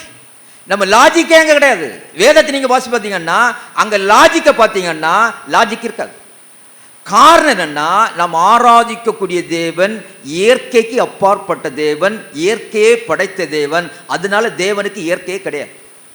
நம்ம அறிவு ஒன்று, தேவன் சித்தம் அறிவு ஒன்று. தேவனால் கூடாத காரியம் ஒன்றுமில்லை. பூட்டின ரூமுக்குள்ள வந்து தேவனால் நிற்க முடியும் என்பதை அவர் காண்பிக்கிறார். அது மிக முக்கியமான முதல் கருத்து என்னன்னா, இயேசு கிறிஸ்து அந்த சீசர்ட்ட போய் நிற்கிறாங்கன்னா, பயம் என்பது இந்த உலகத்தில் இருக்கிற மிகப்பெரிய கொடிய நோய். நல்லா கவனிச்சுங்க. நம்முடைய யாக்கோபை பற்றி வாசிக்கிறோம். யாக்கோபு ஏசாக்கு பயந்து போய் என்ன பண்ண யார்கிட்ட போகும்போது சொல்றாரு. 28ஆம் அதிகாரம் 15ஆம் வசனத்தில் தேவன் கர்த்தர் யாக்கோபுட்ட சொல்றார், நான் உன் கூட இருப்பேன்ப்பா, நான் திருப்பி கூப்பிட்டு வருவேன், நான் நீ கூப்பிட்டு வர்றதை நான் என்ன பண்ண மாட்டேன், கைவிட மாட்டேன்றாரு. அப்படிப்பட்ட யாக்கோபு போறார். அங்கே 7 14 வருஷம் தன்னுடைய மனைவிக்காக வேலை செய்கிறார். திருப்பி 6 வருஷம் ஆடு மாடுகளுக்காக வேலை செய்கிறார். 20 வருஷம் கழிஞ்சு வராரு. இப்போ 20 வருஷம் கழிஞ்சு வரும்போது ஏசாவை மீட் பண்ண வரும்போது ஒருத்தன் வந்து சொல்றான், அங்கே 400 பேர் வர்றாங்கன்னாங்க. 400 பேர் வரந்தோன்னா நல்லா குடிச்சுங்க. யாக்கோபு ஜெபித்தது 20 வருஷத்துக்கு முன்னாடி. எப்போ ஜெபம் பண்றாரு? 28ஆம் அதிகாரத்தில் ஜெபம் பண்ணுகிறார். நீ கொடுத்த தசமாக கொடு தருவேன்னு சொல்கிறாரு. திருப்பி கொடுத்ததை தசம் சொல்லி முடிச்சுறாரு. இந்த இடம் தேவனுடைய வீடுன்னு சொல்லி முடிச்சுறாரு. இப்போ 20 வருஷம் கழிச்சு ஜோம் பண்ணுறாரு. எவ்வளோ ஜோம் பண்ணான்னு தெரியுமா? அங்கே தான் முதல் ஆல்நைட் ப்ரேயரே தொடங்கியிருக்கு. ஆல்நைட் ப்ரேயர் எங்கே தொடங்கியிருக்கு தெரியுமா? எப்போ தொடங்கியிருக்குது? ஏசாவுக்கு யாக்கோவு பயந்தோன்னு தான் இரவெல்லாம் ஜோம் பண்ணான். எப்படி ஜோம் பண்ணுறது தெரியுமா? ப்ரேயர் பாயிண்ட்ஸே கிடையாது. நம்ம ஆர்டரா சர்வீஸ் வச்சிருமோ தெரியுமா? இது ஜெப குறிப்பில் வச்சிருவோம். 2 பாட்டு பாடுவோம், ஒரு செய்தி கொடுப்போம், ஒரு ப்ரேயர் பாயிண்ட் ஷேர் பண்ணுவோம், அப்புறம் ஒரு துதி ஆராதனை நடத்துவோம். எதுவுமே கிடையாது. ஆல்நைட் ப்ரேயர் தெரியுமா? ஒரே ப்ரேயர் தான்னா போராடி ஒரு ஜெபம். காரணம் என்ன தெரியுமா? பயம். எப்போ பயம் வருதோ அப்பதான் என்ன வருது? என்ன வருது? ஜெபம் வருது. சில நேரங்களில் தேவன் நமக்கு பயத்தை அனுமதிப்பார். எதுக்கு தெரியுமா? ஒரு ஊழியக்காரர் அழகா சொன்னார். சிஎம்சியில் இருக்கிற ஒரு டாக்டர், அவர் ஊழியக்காரராக இருந்தார். அவர் சொல்றாரு, நான் இப்போ பார்க்கக்கூடிய வித்தியாசமான என்னன்னா, எல்லா கிறிஸ்தவங்களும் எங்கள் பெட்டில் பைபிளை வச்சுருக்காங்க. எல்லா கிறிஸ்தவங்களும் பெட்டில் பைபிள் வச்சுருக்காங்க. ஆனால் அவங்க அம்மா மட்டும் கேட்டான்னா, வீட்டில் பார்த்தான்னா பெட்டில் செல்ஃபோன் இருக்கு. ஹாஸ்பிட்டல் வந்தால் பெட்டில் என்ன இருக்கு? பைபிள் இருக்குது. வீட்டில் தப்பாக பேசுகிறோம். வீட்டில் என்ன இருக்குது? பெட்டில் என்ன இருக்குது? செல்ஃபோன் இருக்கு. பெட்டில் செல்ஃபோனை எடுத்துட்டு பைபிளை வைக்கிறதுக்கு என்ன கொடுக்க வேண்டியிருக்குது? என்ன கொடுக்க வேண்டியிருக்கு? பைபிள் ஆபத்து காலத்தில் என்ன நோக்கி கூப்பிட்டு நான் வைப்பேன், நீ என்ன? நமக்கு எல்லாம் நல்லா இருக்கும்போது ஜெபத்துக்கு வர மாட்டோம். எல்லாம் நல்லா இருக்கும்போது சர்ச்சுக்கு லேட்டாக வருவோம். எல்லாம் நல்லா இருக்கும்போது சோ வாட்னு கேட்போம். அமெரிக்காக்காரன் கேட்குறான் சோ வாட். இன்னைக்குள்ள ஜென்சின்னு ஒரு தலைமுறை இருக்கு பார்த்தீங்களா? இந்த தலைமுறை ஜென்சி தலைமுறை எது இருக்குது? 97லேருந்து 2012க்குள்ள பிறந்தாங்களா? அவங்கள்ட்ட இன்னைக்கு எது கேட்டாலுமே என்னன்னு கேட்பான். என்ன? So what? ஏசப்பா இருக்கிறாரு, எதுக்கு? பைபிள் இருக்குது, எதுக்கு? சர்ச்சு இருக்கு, எதுக்கு? ஆராதனை இருக்கு, எதுக்கு? உபவாசம் இருக்கு, எதுக்கு? எதுக்குன்னு கேட்டான்னா காரணம் அவனுக்கு எல்லாம் இப்போ இருக்கு. இப்போ எல்லாம் அவனுக்கு இருக்கனால எதுக்குன்னு கேட்குறான். அவனுக்கும் ஒரு முக்கு சந்து வரும். அப்போ தான் என்ன பண்ணுவான்னா ராத்திரி எல்லாம் ஜோம் பண்ண கூட சூழ்நிலை வரும். இங்க பயப்பட்டு இருக்காங்க. இதுக்கு மேல மூவ் பண்ண முடியாது. இதோட வாழ்க்கை முடியுது. அந்த இடத்துல தேவன் வந்து நிற்கிறாரு, ஏசப்பா வந்து நிற்கிறாரு. பயப்படாதிருங்கள் 367 முறை சொல்லியிருக்கான். எத்தனை முறை சொல்லியிருக்கு? 367 முறை சொல்றாரு. பயப்படாதுங்க, பயப்படாதுங்க, பயப்படாதுங்க. நாம் ஆராதிக்கக்கூடியது ஏசாயா 41:10 போட்டது, பயப்படாதே திகையாதே, நான் உன் தேவன், நீதியின் அழகாத்தில் என்ன பண்ண தாங்கு என்ற. மிக முக்கியமானது என்னன்னா, இயேசு கிறிஸ்து உயிர்த்தெழுந்து நமக்கு தரக்கூடிய மிகப்பெரிய ஒரு தைரியம் என்னன்னா, பயப்பட வேண்டிய தேவையே கிடையாது. காரணம் என்னன்னா, நாம் ஆராதிக்கக்கூடிய தேவன் ஜீவன் உள்ள தேவன், அவர் சர்வ வல்லமை உள்ள தேவன். தேவனால கூடாத காரியம் ஒன்றுமில்லை. ஆதியாகமம் 17ஆம் அதிகாரம் 1 வசனம் சொல்றாரு, நான் சர்வ வல்லமை உள்ள தேவன். சர்வ வல்லமை உள்ள தேவன். யாத்திராகமம் 34ஆம் அதிகாரம் 10ஆம் வசனத்தை சொல்றாரு, நான் உன்னோடு கூட இருந்து நான் செய்யக்கூடிய காரியம் பயங்கரமா இருக்கும். நான் உன்னை புரிஞ்சுக்கணும். பாவம் மன்னிப்பு நிச்சயம் வந்துச்சுன்னா, ரெண்டாவது எந்த பயத்திலிருந்து கர்த்தர் நமக்கு விடுதலை தருவார். இயேசு கிறிஸ்து உயிர்த்தெழுந்து யார்கிட்ட வந்து சொல்றாருன்னா, பயந்து இருக்கவங்கள்ட்ட சொல்றாரு, பயப்படாதிருங்கள். நம்ம ஒன்றை புரிந்து கொள்ள வேண்டும், நம்ம ஆராதிக்கக்கூடிய தேவன் இன்றைக்கு உயிருள்ள தேவன். இப்போ நான் 3வது பாயிண்ட் சொல்லக்கூடியது என்னன்னா, இப்போ அடுத்து பயந்து இருக்கவங்கள இந்த இப்போ என்ன துக்கத்தோடு போறாங்க பார்த்தீங்களா? எங்க 24ஆம் அதிகாரம் இப்போ 17ஆம் வசனத்தை வாசிங்க.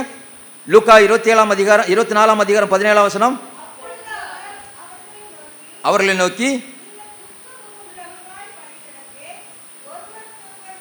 நல்லா கொஞ்சங்க, முதல் பாவ மன்னிப்பு நிச்சயத்தை தர்றாரு. ரெண்டாவது பயந்தவங்களுக்கு அதில் விடுதலை தர்றாரு. மூன்றாவது துக்கமாக இருக்கிறவர்களுக்கு இயேசு கிறிஸ்து தன்னை வெளிப்படுத்துகிறார். நல்லா கொஞ்சிருங்க. பயம் வேற, துக்கம் வேற.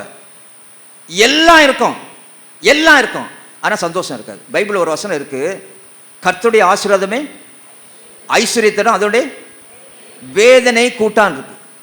அம்பானிக்கு வீடு 27 மாடி, 27 மாடி.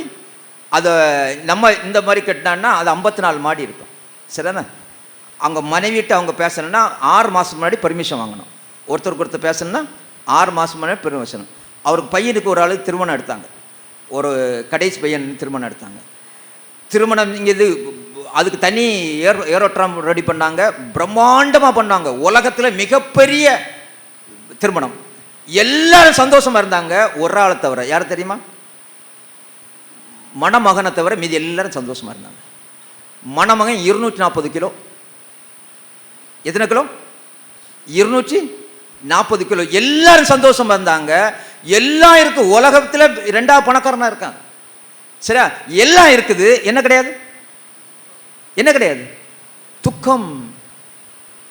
பிள்ளைகள் இருக்குது, வீடு இருக்குது, கார் இருக்குது, எஜுகேஷன் இருக்குது, பேங்க் பேலன்ஸ் இருக்குது, நல்ல வேலை இருக்குது, எல்லாம் இருக்குது. ஆனால் வேதம் சொல்லுகிறது அதை அனுபவிப்பதற்கு தேவனுடைய அனுக்கிரகம் தேவைன்னு வேதம் சொல்லுது. நம்ம சம்பாதிப்பதை, நம்முடைய கையின் பிரயாசத்தை நம்ம அனுபவிக்க வேண்டும் என்றால் என்ன தேவை இருக்குது? தேவனுடைய அனுக்கிரகம் தேவை, தேவனுடைய கிருபை தேவை. கர்த்தர் நமக்கு 3 ஆசீர்வாதம் கொடுக்கிறார். என்ன ஆசீர்வாதம்? ரட்சிப்பு கர்த்தருடைய ஈவு, மனைவி புத்தியுள்ள மனைவி கர்த்தருளும் ஈவு, பிள்ளைகள் கர்த்தராலும் சுதந்திரம். இந்த 3 ஆசீர்வாதங்களும் இருக்குது. ஆனால் இதனால் வரக்கூடிய உண்மையான சந்தோஷத்தை நாம் அனுபவிக்க முடியாத காரணம் என்னன்னா, அங்க வேதனை உள்ள ஒரு துக்கம் இருக்குது. அதற்கு காரணம் என்னன்னா, நல்லா கொஞ்சம் 2 காரியம். ஒன்று, நான் முதல்ல சொன்ன பாவம். 2வது என்னன்னா, பிசாசுன்னு ஒரு ஆள் இருக்கார். லூக்கா 13ஆம் அதிகாரம் 13ஆம் வசனம் பார்த்தீங்கன்னா, 18 வருஷமா அங்க ஒரு சகோதரியை கட்டி வச்சிருப்பான். எப்படி கட்டி வச்சிருப்பான்? அவங்க எங்க இருப்பாங்க தெரியுமா? தேவாலயத்தில் இருப்பாங்க. தேவாலயத்தில் இருக்கக்கூடிய சகோதரிய, அவங்க ஆபிரகாமுடைய குமாரத்தியை 18 வருஷமா யார் கட்டி வச்சிருக்கிறது? பிசாசு கட்டி வச்சிருக்கான். பல நேரங்களில் நம்ம ஒன்றை புரிந்து கொள்ள வேண்டும். எப்படி ஆவியானவர் இருக்கிறாரோ அதே போல நமக்கு எதிரடையாக இருக்கக்கூடிய இன்னொரு அசுத்தாவி உண்டு. ஆவியானவர் நம்ம நம்புகிறோமோ, ஏசப்பாவை நம்புகிறோமோ, அதே போல ஏசப்பா ஆசீர்வதிக்கும் போது அதை தடுத்து அதை நிறுத்தக்கூடிய ஒரு சக்தி உண்டு. ஆனபடிதான் சொல்லக்கூடியது என்னன்னா, ஏசப்பா நமக்கு தரக்கூடிய மிக முக்கியமான ஆசீர்வாதம் என்னன்னா, இந்த துக்கத்திலிருந்து கர்த்தர் விடுதலை தருகிறார். நமக்கு நன்றாக தெரியும். 1999ஆம் ஆண்டு ஜனவரி 22ஆம் தேதி ஸ்டெயின், நம்முடைய கிரகாம் ஸ்டெயினை அவங்க 2 பிள்ளைகளும் எரிச்சாங்க. எரிச்சு இன்னைக்கு கிட்டத்தட்ட 26 வருஷம் ஆயிடுச்சு. சரியா? டிசம்பர் இப்போ ஜனவரியில் 25ஆம் தேதி, போன ஜனவரி 25ஆம் தேதி 2025 ஒரிசாவில் ஒரு சம்பவம் நடந்துச்சு. அந்த எரித்ததில் ஒரு சகோதரன், அந்த பெயரை நான் எழுதி வச்சுருக்கேன். அவன் பேர் என்னன்னா சுதர்சன் கன்ஸ்தா. சுதர்சன் கன்ஸ்தா. அவனை மற்ற அவங்க ஊரில் என்ன சொன்னால் சிக்கு சுக்குன்னு சொல்லுவாங்க. சரியா? அவன் 61 பேர் சேர்ந்து அந்த ஜீப்பை நிப்பாட்டி விட்டு எரிக்கிறாங்க. 61 பேர் அதில் இருக்கிறாங்க. அந்த 10 வயசு பையனா 6 வயசு பையனா அந்த மிஷினரி உள்ள இருக்காங்க. சுற்றி நின்று இருக்கிறாங்க. அதில் ஒரு பையன் நிற்கிறான். அவன் வயசு 13 வயசு, 7ஆம் படிக்கிறான். அவனை போய் நிற்கிறான். அவனுக்கு 14 வருஷம் ஜெயில். 14 வருஷம் ஜெயிலில் அவனுடைய பேர் தான் என்ன? சுதர்சன் கல்சா. 14 வருஷம் ஜெயில் முடிஞ்சு அவனுடைய சின்ன பையன்னு 9 மாதம் 6 மாதத்தில் வெளியே விட்டுறாங்க. வெளியே வந்து அவன் இப்போ வயசு 39 வயசு.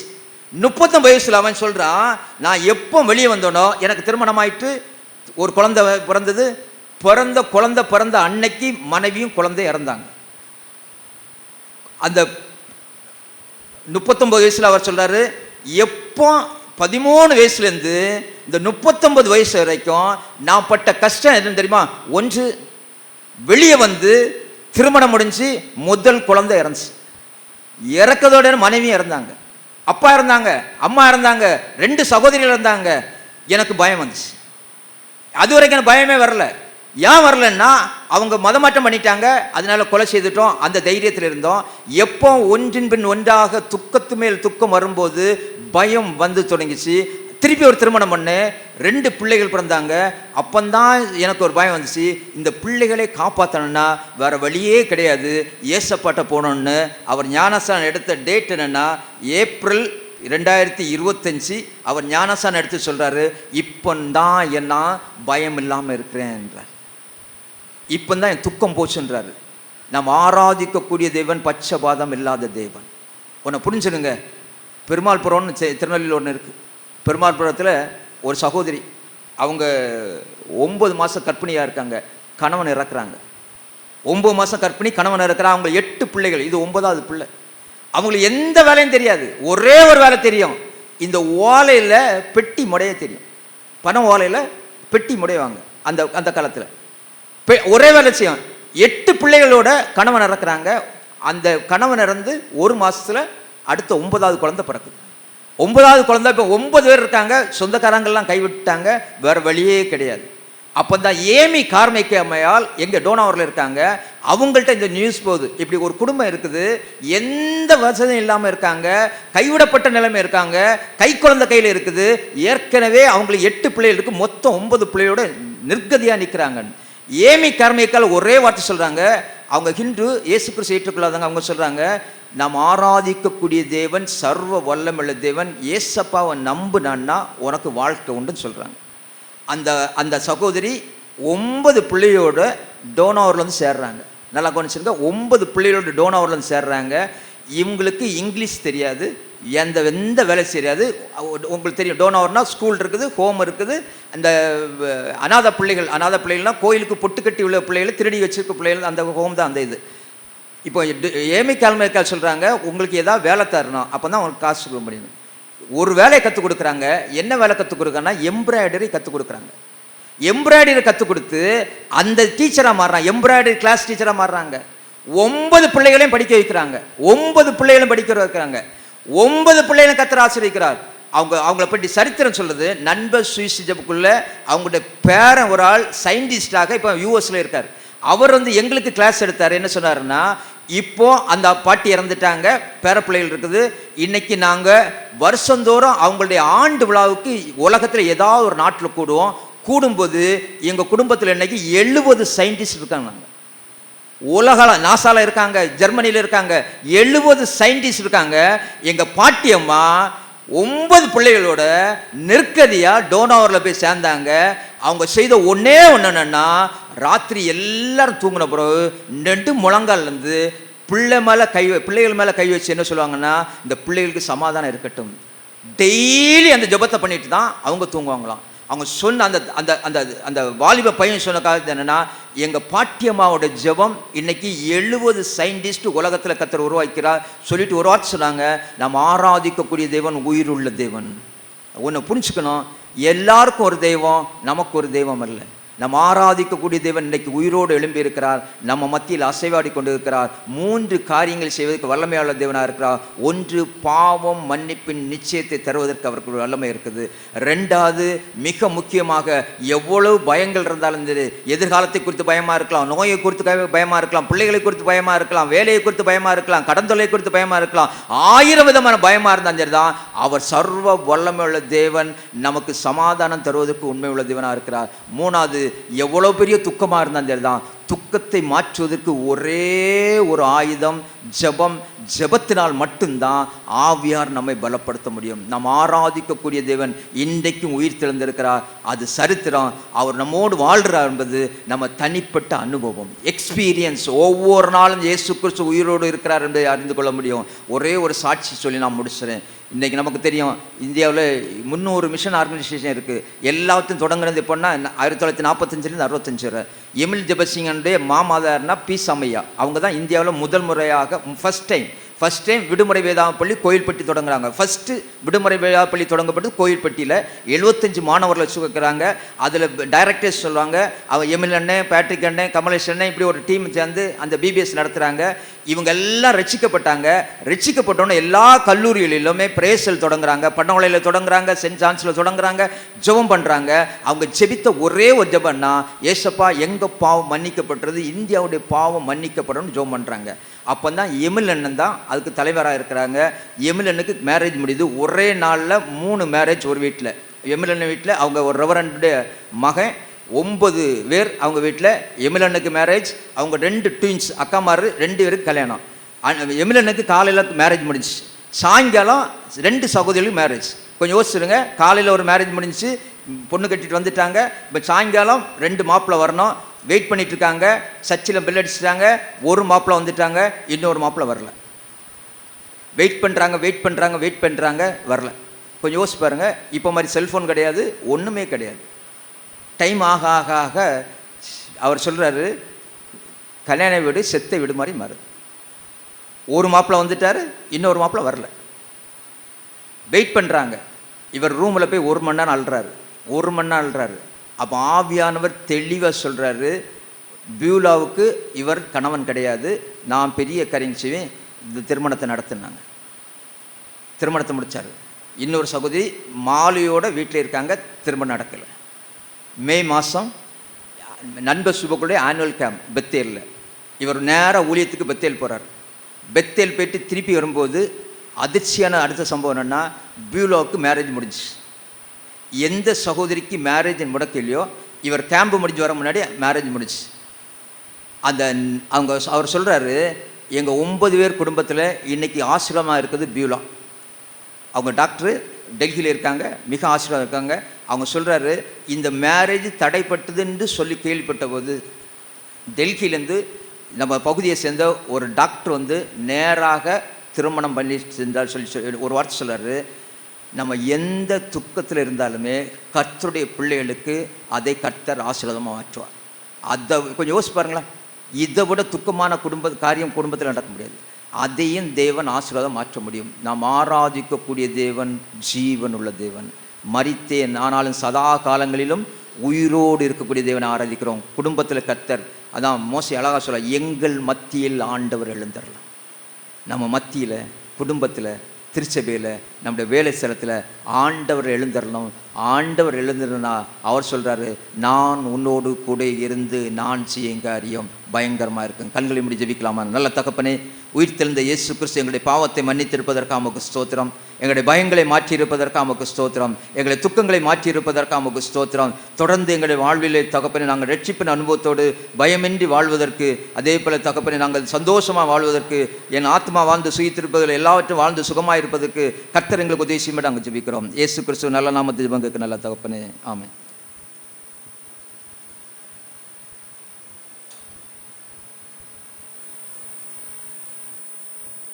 உண்டாகட்டும். திருச்சபைக்கான இந்த வார அறிவிப்புகள். சபையார் அனைவருக்கும் உயிர்த்தெழுந்த திருநாள் நல்வாழ்த்துக்களை தெரிவித்துக் கொள்கிறேன். இன்னும் நம்மத்தில் ஆராதனை நடத்தி செய்தி கொடுத்து பரிசுத்த நற்கருணை கொடுக்க இருக்கிற ரெவரண்ட் கிங்ஸ்லி அண்ணனுக்கு சபையின் சார்பாக நன்றியை தெரிவித்துக் இன்று வழக்கம் போல் நடைபெறுகிற அந்த 8:30 மணி ஆராதனை இன்று நடைபெறாது என்பதை தெரிவித்துக் கொள்கிறேன். மற்றும் நேற்று ஆலயத்தை அலங்கரிக்க பூக்களை தொடுத்து கொடுத்த பெண்களுக்கு நன்றியை தெரிவித்துக் கொள்கிறேன். அலங்கரிக்க உதவிய சபையாருக்கும் நன்றியை தெரிவித்துக் கொள்கிறேன். இதற்கான பிரதிபலனை கர்த்தர் கண்டிப்பாக உங்கள் வாழ்க்கையிலே கொடுப்பார் என்பதை தெரிவித்துக் கொள்கிறேன். கடந்த 3 வருடமாக ஒரு சிறிய சாட்சியை சொல்லிவிடுகிறேன். 2023 25 கடந்த வருடம் வரையும் ஒரு குடும்பம், இந்த வண்டலூர் பக்கத்தில் உள்ள ஒரு குடும்பம் இந்த பூக்களை தொடுக்கிறதுக்காக அதை பொறுப்படுத்தி செய்தார்கள். கிட்டத்தட்ட ஜான் அதை வாங்கி கொடுப்பான். அங்கே கிட்டத்தட்ட ஒரு 15 குடும்பங்களுக்கு மேலாக கொடுத்து அதை கிட்டத்தட்ட 3 வருஷமாக செய்தார்கள். இந்த வருடம் அவங்களுடைய வாழ்க்கையிலே கர்த்தர் ஒரு பெரிய அற்புதத்தை செய்தார். இதை சாட்சியாக உங்கள் திருச்சபையிலே சொல்லுங்கள் என்று சொன்னதனாலே சொல்லுகிறேன். அன்றைய பெரிதான கிருபையினாலே அவர்களுக்கு அந்த தூத்துக்குடி மாவட்டத்திலே வெள்ளார விலை என்ற பகுதியிலே கர்த்தருடைய பெரிதான கிருபையினாலே இந்த கவர்மெண்ட் வேலை கிடைத்துள்ளது. இந்த ஆலயத்திற்கென்று நான் இந்த பூக்களை தொடுத்து கொடுத்ததன் மூலமாக கர்த்தர் எனக்கு பெரிய அற்புதத்தை செய்தார் என்று நேற்று ஃபோனில் சொன்னார்கள். அதற்காக இதை ஒரு முடிந்தால் உங்கள் திருச்சபையில் இதை சாட்சியாக சொல்லுங்கள் என்று சொன்னார்கள். அதற்காக சொல்கிறேன். உங்களை உற்சாகப்படுத்துவதற்காக சபைக்கென்று நீங்கள் ஒரு சின்ன வேலை செய்தாலும் அதற்குரிய பிரதிபலனை கர்த்தர் கண்டிப்பாக உங்கள் குடும்பத்திலே கண்டிப்பாக தருவார். அதனால் உற்சாகமாக ஒவ்வொருத்தரும் இந்த வேலைகளை செய்யுமாறு பணிவுடன் கேட்டுக்கொள்கிறேன். காணிக்கை பாடல் பாடும்போது முதலாவது இந்த உயிர்த்தெழுந்த திருநாள் கவர்களை முன்பு வந்து படைக்குமாறு கேட்டுக்கொள்ளப்படுகிறீர்கள். அதை தொடர்ந்து பை காணிக்கை எடுக்கப்படும். ஒருவேளை கவர் கிடைக்கப்படாதவர்கள் ஆலயத்தின் முன்பாக கவர் உள்ளது, எடுத்து செல்லுமாறு கேட்டுக்கொள்ளப்படுகிறீர்கள். இந்த வருட விடுமுறை வேதாகம பள்ளி VBS 2026 மே 1 முதல் மே 10 வரை நடைபெறுகிறது. மே 10 ஞாயிற்றுக்கிழமை மாலை 7 மணிக்கு கலை நிகழ்ச்சியுடன் முடிவடைகிறது. கிட்டத்தட்ட கடந்த வருடம் 140க்கும் அதிகமான பிள்ளைகள் கலந்து கொண்டார்கள். இந்த வருடமும் இதற்கு அதிகமானவர்கள் வருவார்கள் என்று நாங்கள் தீர்மானிக்கிறோம். வருகிற பிள்ளைகளுக்கு காலை ஜூஸ் மற்றும் சுண்டல், மதியம் போகும்போது மதிய உணவு கொடுப்பது ஒவ்வொரு நாளும் வழக்கம். இந்த வருடமும் அதை செய்யலாம் என்று தீர்மானித்துள்ளோம். ஒரு நாள் தோராயமாக 12,000 ரூபாய் தேவைப்படுகிறது தீர்மானித்துள்ளோம். ஒருவேளை அதை முன்னே கூடுதலாக கூட இருக்கலாம். கர்த்தர் உங்கள் உள்ள தேவையால் இதற்கு பொறுப்பாளராக ஜெபா அலெக்ஸை நியமித்துள்ளோம். உங்கள் காணிக்கைகளை அவர்களிடத்தில் கொடுத்து உதவுமாறு கேட்டுக்கொள்ளப்படுகிறீர்கள். ஒருவேளை நீங்கள் அந்த வெளியூருக்கு போகும்போது அது திட்டமிடுவதற்கு எதுவாக இருக்கும். 1 தேதியிலிருந்து 10 தேதி வரை நம்முடைய ஆலயத்தில் VBS உள்ளது. அதற்கு ஏற்றாற்போல் நீங்கள் திட்டமிடுங்கள். கடந்த நாட்களிலே இந்த ஜூஸ், மோர் மற்றும் பூக்களுக்கு ஸ்பான்சர் கொடுத்த குடும்பத்திற்கு நன்றி செலுத்துகிறோம். இந்த குட் ஃப்ரைடே அன்றும் நிறைய குடும்பங்களுக்கு சாப்பாடு பார்சல் கிடைக்கவில்லை. ஏன்னா இது ஒரு ட்ரையலாக இந்த வருஷம் ட்ரை பண்ணலான்னு பார்த்தோம். ஏன்னா ஒவ்வொரு வருடமும் முடிகிறதுக்கு லேட் ஆயிடுது. இந்த வருடமாவது பெண்களுக்கு கொஞ்சம் ஃப்ரீயாக ஆக்கலாம், சரி நம்ம ஆலயத்திலிருந்து உணவு கொடுக்கலான்னு என்று தீர்மானத்தில் கிட்டத்தட்ட 350 பாக்கெட்டு போல் நாங்கள் பார்சல் அரேஞ்ச் செஞ்சுருந்தோம். இதனால் கிட்டத்தட்ட 70-80 பேருக்கு மேலே கிடைக்கல. தயவுசெய்து அதற்காக உங்களிடத்தில் மன்னிப்பை கேட்டுக்கொள்கிறேன். இப்படிப்பட்ட காரியங்கள் இனி நடக்காத பிறகு அது பார்த்து கொள்ளப்படுகிறோம். கடந்த வார காணிக்கை விவரம் 17,160 வங்கியில் செலுத்தப்பட்டுள்ளது. வருகிற வாரத்திலே பிறந்தநாள் மற்றும் திருமண நாளை காண்பவர்கள் 5-4 Jona Sheryl Daniel, 5-4 Daniel Shelvin Stephen, 7-4 mister Bharath, 11-4 Jayden Raphael, 11-4 Anisha Pauline, 11-4 Amudha Rachel Arulraj. வருகிற வாரத்திலே திருமண நாளை காண்பவர்கள் 10-4 mister Meyer Jefin, missus Selina Edna Meyer Jefin, 10-4 mister David Ponnusamy, Salome Chitra Ponnusamy. இவர்களை வாழ்த்தி சபை பாடற்குழு வாழ்த்தி பாடுவார்கள்.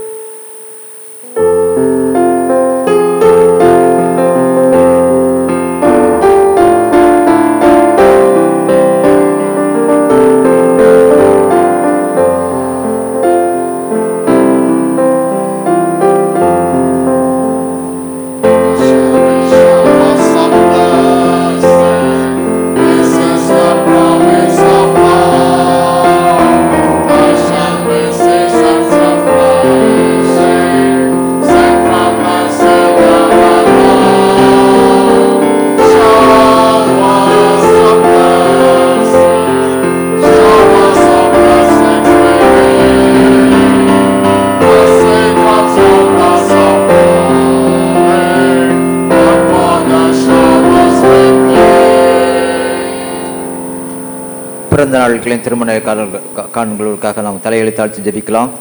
வருஷங்களை நன்மை நாளை முடிச்சு விட்டக்கூடிய பரிசுத்தம் உள்ள பரலோக தகப்பனே, புதிதாக பிறந்த நாளை கண்டிருக்கிற அருமையான பிள்ளைகளுக்காக திருமண நாட்களை குடும்பமாய் காண்பது பாராட்டின கிருபைகளுக்கு நமக்கு ஸ்தோத்திரம். கர்த்தரிடத்தில் மனமகிழ்ச்சியார் இருதயத்தின் வேண்டுதலை நிறைவேற்றுவ வசனத்தின் அடிப்படையில் பிள்ளைகளை மனவெழுச்சிகளை மன விருப்பங்களை கர்த்தர் நிறைவேற்றி தரும்படி நாங்கள் செபிக்கிறோம். இந்த புதிய ஆண்டில் புதிய நன்மையினாலும் புதிய கிருபையினாலும் கர்த்தருடைய கிருபையினாலும் பிள்ளைகளை கர்த்தர் ஆசீர்வதித்து வழி நடத்தும்படி நாங்கள் செபிக்கிறோம். குடும்பத்துக்கும் தேசத்திற்கும் திருச்சபைக்கும் ஆசீர்வாதத்தின் பாத்திரமாய் கர்த்தர் எடுத்து பயன்படுத்த நாங்கள் செபிக்கிறோம். எல்லா தீமைகளுக்கும் விளக்கும் நாமத்தை மேம்படுத்துங்க. இயேசு கிறிஸ்துவ நல்ல நாமத்தில் ஜெபங்க நல்ல தகப்பனே, ஆமென். காணிக்கப்படலாக கீர்த்தனை 59-60 நாம் எழுந்து நின்று பாடலாம்.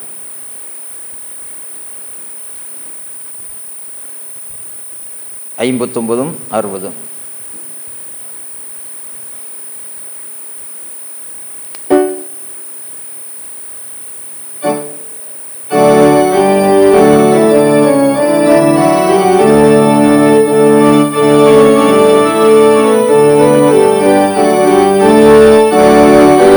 ராஜசிங்கம்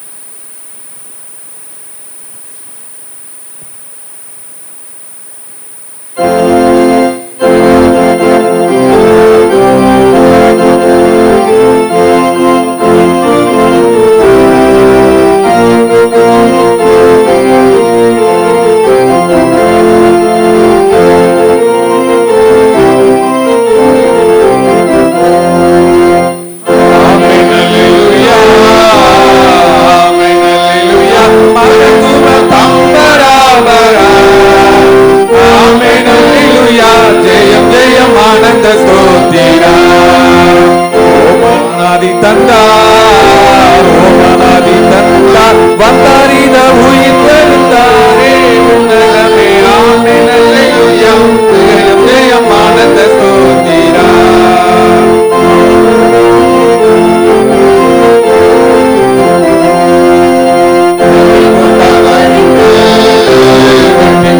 பறித்து போடும் வேதாளத்தை சங்கரித்து முறித்து பத்ரசான கிறிஸ்து மறித்து பாடுபட்டு தரித்து முடித்தார். ஆமென் அல்லேலூயா, ஆமென் அல்லேலூயா, மகத்துவ தந்தராவரா.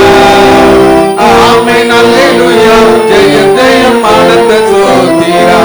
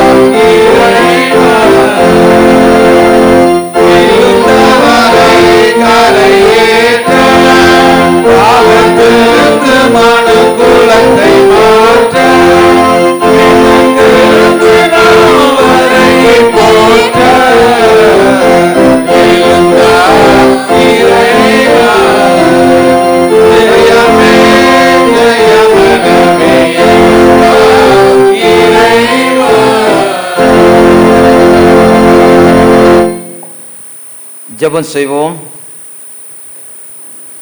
பரிசுத்த பிதாவே, உமது கிருபாசனத்தில் பிரவேசிப்பது புதியதும் ஜீவனமான மார்க்கத்தை உமது அருமையான குமாரன் இரத்தத்தினால் எங்களுக்கு உண்டுபடினீரே. நாங்கள் அபாத்திராயினும் அவர் மூலமாய் உம்மண்டை வருகிறோம். எங்களை இந்த காணிக்கையை உம்முடைய நாம மகிமைக்காக அங்கீகரித்து உபயோகிக்கும்படி தாழ்மையாய் வேண்டிக் கொள்கிறோம். வானத்திலும் பூமியில் எல்லாம் உடையவைகள் உம்முடைய கரத்திலே மங்கி உமக்கை கொடுத்தோம். ஆமேன். இயேசுவே, உத்தம பிரதான ஆசிரியர், நீர் உமது சீசல் மத்தியில் பிரசன்ன போல எங்கள் மத்தியில் பிரசன்னராகி அப்பத்தை பிக்கையில் எங்களை உமக்கு வெளிப்படுத்திலும். நீரே பிதாவோடும் பரிசுத்தாவோடும் சதா காலமும் ஒரே கடவுளாக ஜீவித்தரசீர். ஆமேன். ஆண்டவர் உங்களோடு இருப்பாராக. உங்கள் இருதயத்தை உயர்த்துங்கள். நம்முடைய ஆண்டவராகிய கடவுளுக்கு ஸ்தோத்திரம் செலுத்த கடவோம். ஆண்டவரே, பரிசுத்த பிதாவே, சர்வவல்ல நித்திய கடவுளை, நாங்கள் எக்காலத்தில் இவ்விடத்தில் உமக்கு ஸ்தோத்திரம் செலுத்த தகுதிய நீதியும் எங்களுக்கு விசேஷ கடமையாக இருக்கிறது. உமது குமாரனும் எங்கள் ஆண்டவருமாய் இயேசு கிறிஸ்து மூலமாய் நீர் வானங்களையும் பூமியும் எல்லாவற்றையும் சிருஷ்டித்தீர். மனிதனையும் உமது சாயலாக உண்டாக்கினீர். அவன் பாவத்தில் விழுந்தபோது புது சிருஷ்டி முதல் பலாக அவனை மீட்டுக் கொண்டீர். இணைந்து சொல்லும் ஆதலால் தூதரோடும் பிரதான தூதரோடும் சபை அனைத்தோடும் நாங்கள் உமது மகிமையுள்ள நாமத்தை புகழ்ந்து மேன்மைப்படுத்தி, சேனைகளின் கர்த்தராகிய தேவனே, நீர் பரிசுத்தர் பரிசுத்தர் பரிசுத்தர், வானமும் பூமியும் உமது மகிமையால் நிறைந்திருக்கின்றன, உன்னதமானவராகிய தேவனிற்கே மகிமை உண்டாவதாக என்று இடைவிடாமல் உம்மை தோத்தரிக்கிறோம். கர்த்தரின் நாமத்தினாலே வந்தவரும் வருகிறவருமானவர் தோத்தரிக்கப்பட்டவர், உன்னதத்தில் ஓசன்னா. ஆம் பிதாவே, நீ பரிசுத்தர், நீ ஸ்தோத்தரிக்கப்பட்டவர். தேவரில் மனிதரில் உருக்கமாக அன்பு கூர்ந்து உமது ஒரே பேரான குமாரன் இயேசு கிறிஸ்து எங்கள் தன்மையை தரித்துக் கொள்ளவும், சிலுவையில் மரித்து எங்களை மீட்டுக் கொள்ளவும் அவரை தந்தருளினாரே. அவர் சிலுவையில் ஒரே தரம் தம்மை ஏக பலியாய் ஒப்புக் கொடுத்து சர்வலோகத்தின் பாவத்தையும் நிவர்த்தி செய்வதற்கு நிறைவும் பூரணமும் பொந்ததுமான பலியும் காணிக்கையும் பரிகாரத்தையும் செலுத்தினல்லாமல் தமது அருமையான மரணத்தை இன்றைக்கு நினைப்பட்டு ஞாபகத்தை நியமித்து தாம் திரும்பி வரலும் நாங்கள் அதை அனுசரித்தும்படி உமது பரிசுத்த சுவிசேஷத்தில் கட்டளையிட்டினாரே.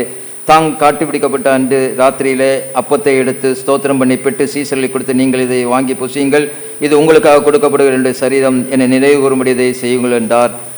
அப்படியே போஜன பண்ண பின்பு அவர் பாத்திரத்தை எடுத்து ஸ்தோத்திரம் பண்ணி அவர்களுக்கு கொடுத்து, நீங்கள் எல்லாரும் இதில் பானம் பண்ணுங்கள், இது பாவ மன்னிப்பு உண்டாகும்படி உங்களுக்காகவும் அநேகருக்காக சிந்தப்படுகிற புது உடன்படிக்கையின் ரத்தம், இதை பானம் பண்ணும்போதெல்லாம் என்னை நினைவு கூறும்படி இதை செய்யுங்கள் என்று திருவுளம் பற்றினார்.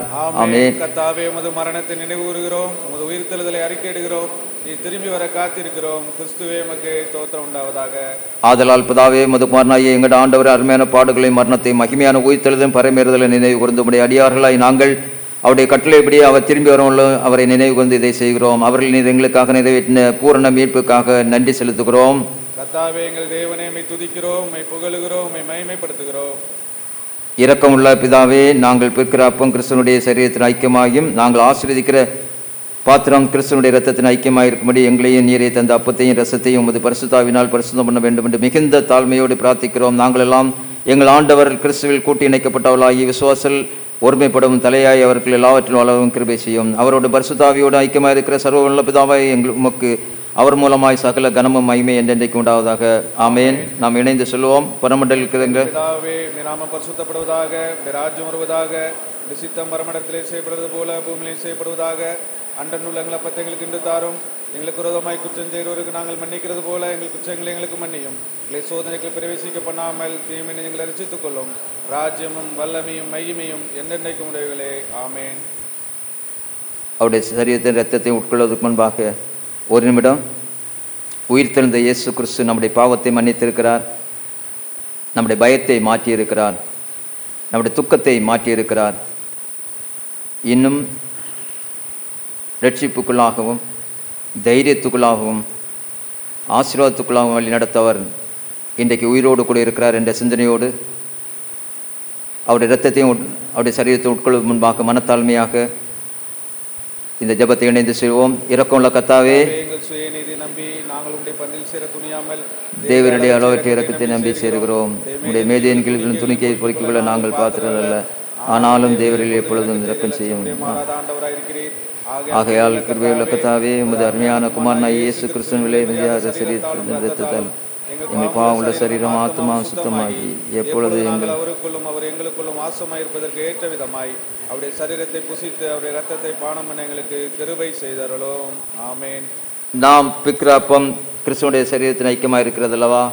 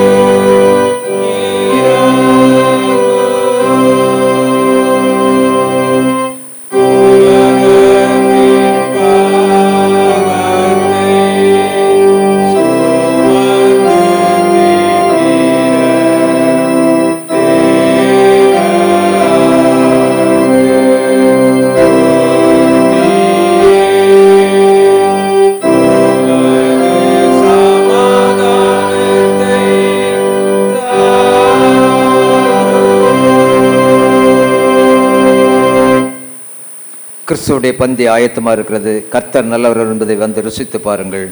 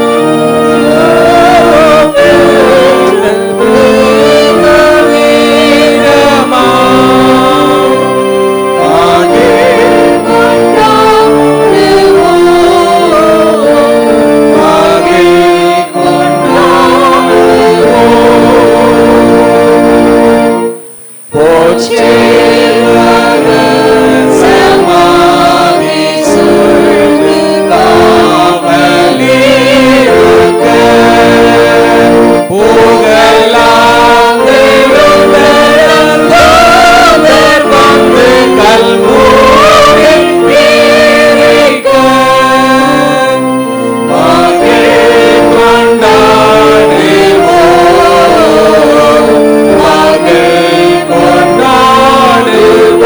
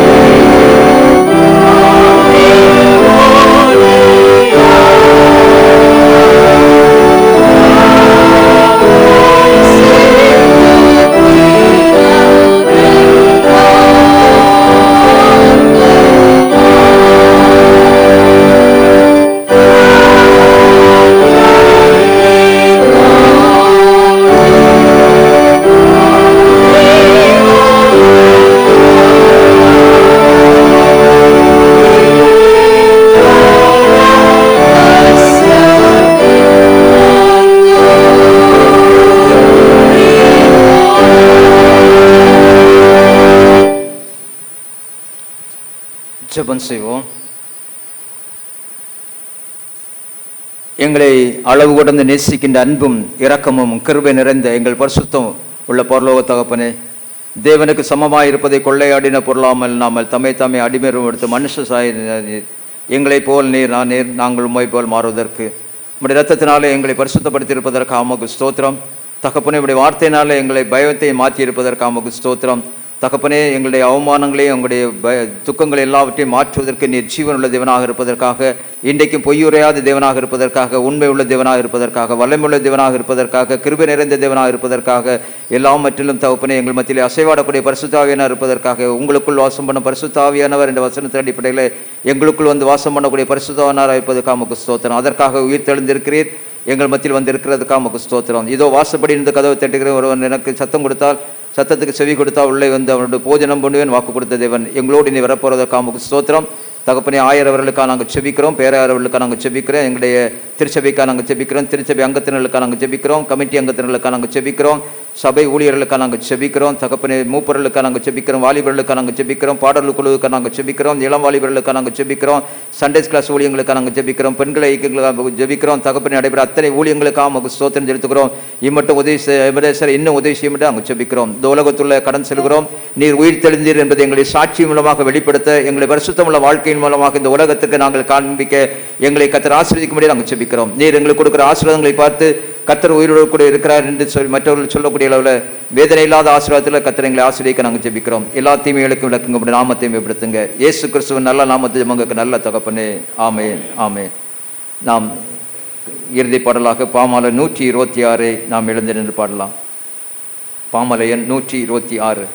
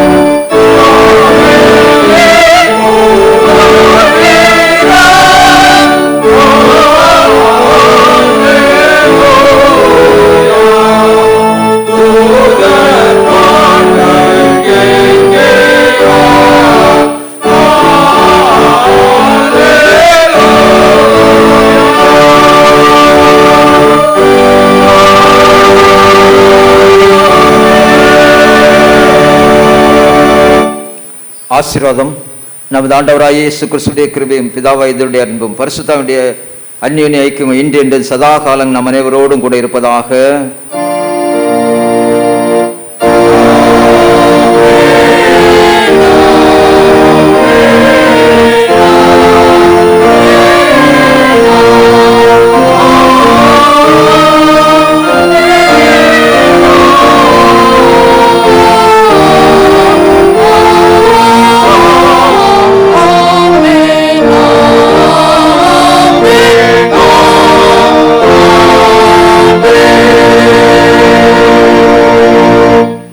கர்த்தர் உங்களோடு இருப்பாராக. அவர் உமது ஆவியோடும் இருப்பாராக. சமாதானத்தோடு போய் வர கடவர்கள். கர்த்தருடைய நாமத்தினாலே ஆமென். எல்லாருக்கும் ஸ்தோத்திரங்கள்.